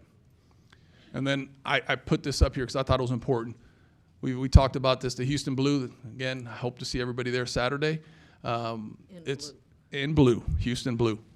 And I do want to take 1 minute here to say thank you to Donna and her staff and everybody, because we wouldn't be here today if it wasn't for her support in making this happen against the NFL. And so we are very, very fortunate, and we're very proud to be representing the Cougars wearing the Houston Blue. So thank you so much, Donna. Whoa, let's stop that for later. But I think the Rockets red. That's why I said I was kind of shocked that Chris didn't get permission. Does the Rocket red conflict with the Houston red? I mean, do we have a case here? I gave y'all a license. There you go. There we go. We're good. But you can see some early successes with that. Just that we opened up the store. Those little wins help us with our fan base.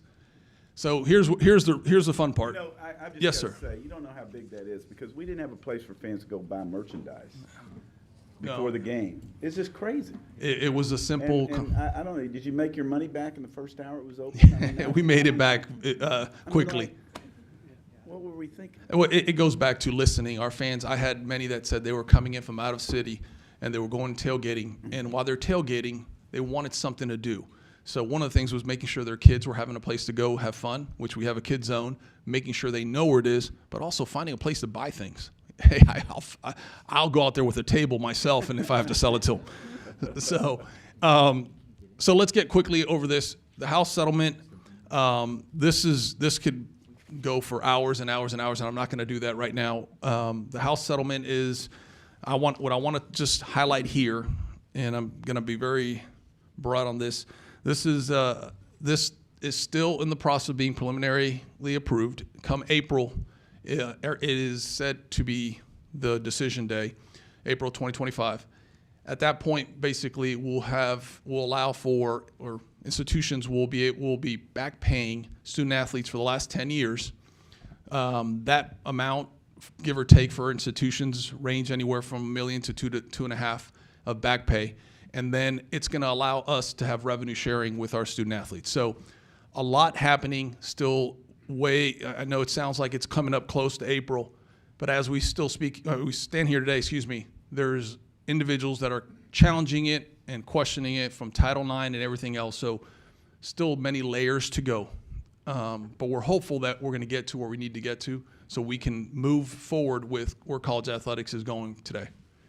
I put conference update, because I want everybody here to understand our conference has been on the forefront when it comes to looking at opportunities, trying to generate more revenue for the conference, trying to look at what's possible, but also helping us as institutions come with a platform when it comes to rev share, when it comes to agreements, working with all the GCs, all the CFOs for the campus to try to have one common document, and then we can go from there. So that's been great. And then when we talk rev share, this is really going to allow us to change the way the world of college athletics views things. It is going to make it challenging, but it's also going to allow us to do things that probably needed to be done for a long time to come. But we're going to look at things differently, and we're preparing models as we speak today to be ready for this, to be able to put Houston Cougar Athletics in the right position to be successful, not just to be a participant, but to be successful. So we're working with university administration and others to try to make sure that we have the right model for that. So with that, I believe the move forward, we're going to continue to restructure. I think what's important from here, we're moving into a football operation. That's important, but the budget restructuring, simple things that we're doing today are going to help us make a difference. I'll give you an example. We've been holding on a couple positions, partly because, we want to make sure that we do things right. And those salary savings are also budget savings. And as much as we know we need to fill those positions, at this point, I want to make sure that we do what's best for our department. And so we've held on some of these positions a little bit more. But that's how we're going to look at our revenues. That's how we're going to look at our budget. We're going to try to make sure that we do the right things that's going to help us be successful. With that, this is just a peer evaluation. Everyone could see where we stand, and this is the FY23 numbers. Of course, we understand that. We're not here to complain. We're here to build from it. That's our quest. Eddie, is this in terms of apples to apples? I mean, is everyone counting the same things? That's the magical question that we all deal with, from Raymond to Donna to myself. President Couture, we've talked about this in length. So many different ways they're presented. I would tell you this is as close as it gets, but there's probably still some variation here or there with the way things are viewed. Some schools, state dollars are viewed differently. They go to this institution then distributes it, and so then it becomes institutional dollars. There's different ways, and it's just how you put it in ultimately into the books. With that, thank you. Open up for any questions. I think I just want to add that for the sake of the academic colleagues, the smallest budget and largest subsidy, that's the challenge that we face here. So it's not the university has not supported athletics. Actually, it has supported more than any university in the country, Division I, II, or III. However, we have the smallest budget. So this is the time when we have to figure it out, how we do business and leverage our great city of Houston and the businesses around it. Absolutely. I will say this to follow up with that is we aren't going to be the only ones that are looking at where we can grow our revenues, we can grow our budget, where we can get support from campus where it's necessary and where it's not. When you're looking at schools like North Carolina came out yesterday and saying they need more support from their campus. I mean, here's one of the so-called blue bloods, and so it's a different time. We've got to look at the way we do things, but we're gonna be aggressive in trying to grow our revenues to help the situation. Thank you, sir. Thank you. Appreciate it. The next item to be presented to the board for approval is BOR 8, Review of Legislative Agenda Priorities, University of Houston System. As we go into this new legislative system year in January, Jason Smith, Vice Chancellor of Governmental and Community Relations. All right, so I'm going to just review very quickly what our legislative agenda looks like and some of the major issues that we might expect during the legislative session. Like always, our number one request is to increase our formula funding that's going to our universities. That is a statewide issue that all universities are going to be asking for. David Oliver talked about HEAF funding, how important that is to keep up with deferred maintenance. We've proposed that they double HEAF funding. If that happens, we would go from, I think it's $56 million, for example, at the University of Houston, like $56 million a year to $100 million a year. So a big increase, but we need it, as you saw.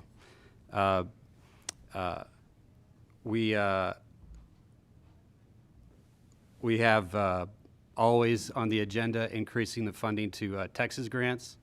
The legislature has not funded fully the number of eligible students in Texas right now. They're funding about 70% of the available students. Those grants are for low-income, middle-income Texans who are coming to our universities. And then finally, funding for CCAPs, or formerly known as TRBs. Dr. McCall has talked a lot about that with the optometry building, and that's the type of funding that we would receive to support those buildings. And then for our individual universities, briefly, the major issues for the University of Houston supporting our health colleges in a variety of ways. For instance, optometry building, additional funds for the Fertitta College of Medicine. At Sugarland, we're asking for support for additional funds for a Center of Excellence at the Gessner College of Nursing, and a new building for the College of Nursing as well. Katie, some funds to support academic expansion and a new building as that campus grows. And then for UH Downtown, support for obtaining the land around the campus that will become available for with I-45 reconfiguration, and then support for a crime and urban issues data center, and the CCAP, also a building to support that new center. For Clear Lake, we are looking at a bill to increase the cap for a student center fee.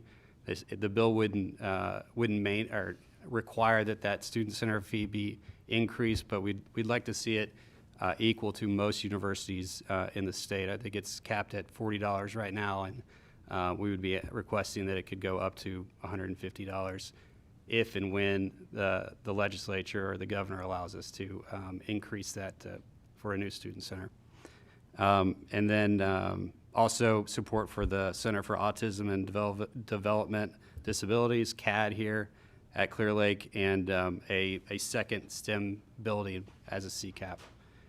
And then for UH Victoria, sustainability funding, support for new academic programs, and support for an airplane hangar located at the Victoria Airport to support the aviation program there. And then some of the issues that we can expect to look at during the session. Dr. Love talked about the role of faculty senates, the interest from the legislature in that, and how we do business at our universities. We can expect some legislation related to free speech and anti-Semitism on campuses, given protests on our college campuses this past year throughout the nation. Likely another bill restricting DEI on our campuses. We've heard several legislators express concern about academic programs that they deem to be DEI, so there will be a bill on that, I suspect. Likely some sort of effort to ban DACA students from receiving in-state tuition. And then finally, a NIL legislation. Eddie talked about the House decision, and if we are to be allowed to comply with that, we would have to pass a new law to allow us to do that. So that's the end of my presentation. Happy to answer questions. Lots of issues. I can tell you this, it will be a lot more interesting than it just sounded. You get me on that every single time, Chairman. It didn't just sound like another report, but it's not. And it goes on for 6 months. And it's quite a fight. So thank you, Vice Chancellor Smith. The next item to be presented to the board for approval is BOR 9, election of full year 24-25 officers for the UH System Board of Regents. Vice Chancellor Cornell, would you introduce this item, please?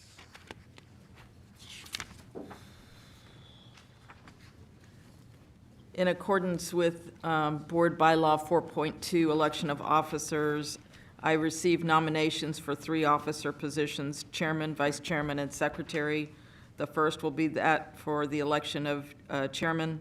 I received 1 nomination for the chairman position, Tillman J. Fertitta.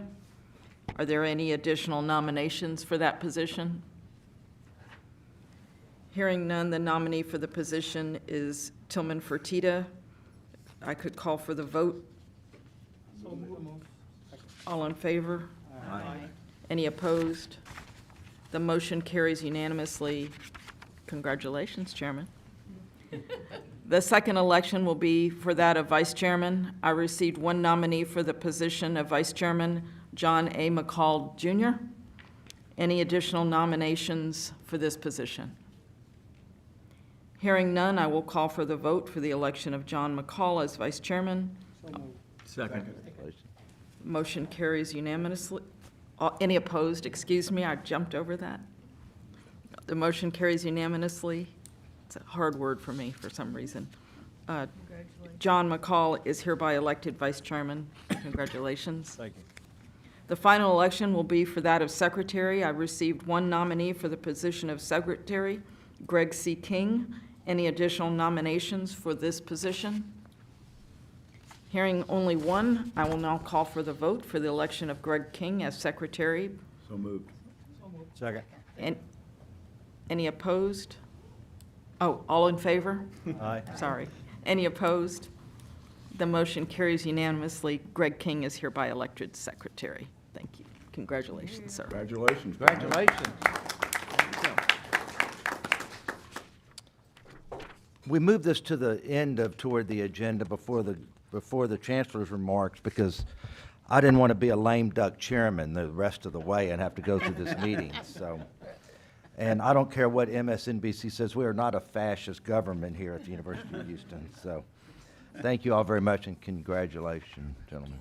So, now moving to section 6 on your agenda is the chancellor's report. Dr. Couture, will you please give your report? Thank you, Mr. Chairman. I'm always very proud to present all the great things happening. Generally, it becomes very difficult for us to select few bullet points.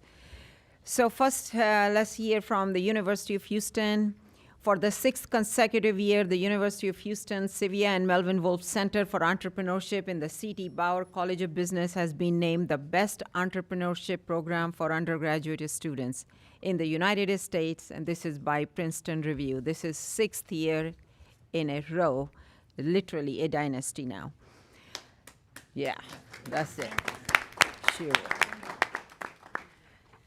Nicholas Canelos was awarded the National Humanities Medal by President Joe Biden for his decades of work uplifting Hispanic voices and mentoring future scholars at the University of Houston. In addition to a full-time teaching role, he directs Arte Publico Press and is the former director of the Recovering the U.S. Hispanic Literary Heritage Initiative. Baylor College of Medicine and the University of Houston received a $44.2 million grant to establish the Consortium for Translational and Precision Health. This regional hub will support infrastructure, services, community engagement, and workforce development to address research and drive innovation in clinical translational science. The Big 12 Conference named University of Houston physics professor and world-renowned researcher Zifeng Ren as one of its first ever Big 12 Faculty of the Year award winner.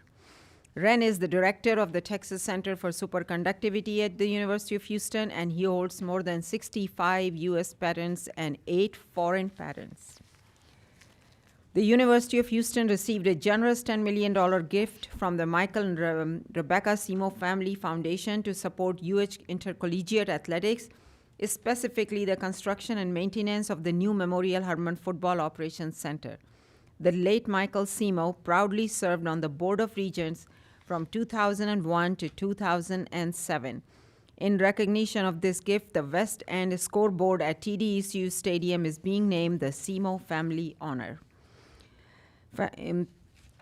University of Houston Athletics is celebrating the city of Houston with Houston Blue. You heard already about that.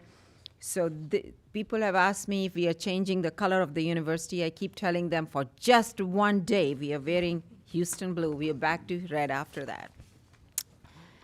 The University of Houston Clear Lake secured, now we come to Clear Lake. The University of Houston Clear Lake secured a 5-year, almost $2 million grant from the U.S. Department of Education's Title V program to support underserved first-generation college students. The College of Education received another $2.64 million grant that you heard about.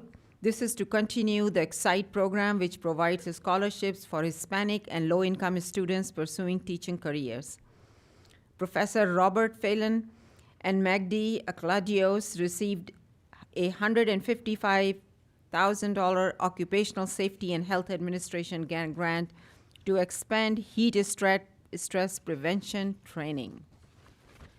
At the University of Houston Downtown, through a partnership with Downtown Houston Plus, the University of Houston Downtown is expanding to 1801 Main Street. UHD will occupy 17,000 square feet of office, as you heard from President Blanchard, and this will include classroom space. Known as the Launchpad, the location will foster innovation, interdisciplinary collaboration, and economic growth. During his 2024 State of the University address, University of Houston Downtown President Lauren Blanchard shared plans for new UHD Crime and Urban Issues Data Analysis Center. Additionally, he announced pending approvals for a Bachelor of Arts in Translational and a Master of Social Work, and plans for new technology-focused programming. Nearly $300,000 was raised at the University of Houston Downtown Anniversary Gala to support student scholarships. UHD supporter Marilyn Davies was recognized for the Excellence in Leadership Award that now will be named in her honor. The 2024 Corporate Partner of the Year Award went to Voya Financial. At UHV, University of Houston Victoria, the University of Houston Victoria unveiled a new bronze jaguar statue in front of University Commons. Additionally, the multi-purpose room inside University North was renamed the Galvan Community Hall to honor Ben and Diana Galvan for their generous support of UHV. The tuition and fees, as well as other services, were covered for a cohort of 10 University of Houston Victoria students, thanks to a $1.5 million Department of Education grant to improve access to mental health services in schools. UHV will partner with Katy Independent School District to train future school psychologists. A generous 5-year commitment from the Haberling McLeroy Family Foundation funded the new College of Business Friends Residential Scholarship to attract and support business students who choose to live on campus and to contribute to the local Victoria community. So things are going well on different campuses, and as I said again, it's always a hard choice deciding which bullets to bring for you and which to leave, but the people are doing great work, so thank you. Thank you, Chancellor. You always have exciting things to tell us about. I would now like to move to executive session. The Regents will now go into executive session pursuant to the sections of the Texas Government Code listed on page 4 of your agenda. Would you please notify who's staying, Ms. Cornell?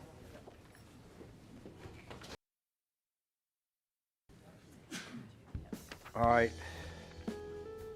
We are now back in session. The first item is dismissal of a tenured faculty member, University of Houston System. Does anyone have any further questions about that subject? Do I hear a motion? So moved. Second. All right, all in favor?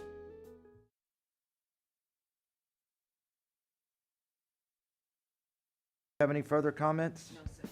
All right, Dr. Walker, thank you all so very much. I'm sorry more of your people weren't here. We want to thank you for your wonderful hospitality today. It was very special. I had been wanting to come back down here, and the Chancellor just wouldn't. I mean, so I'm sorry it took us a few years, but we'll make sure we come back sooner than later. Once again, we appreciate the hospitality down here. It's been wonderful and a great day for the Board of Regents. Once again, I thank all of you, and congratulations to you new officers, and thank you all very much. Have a wonderful day. No other comments, no further business. This meeting is hereby adjourned.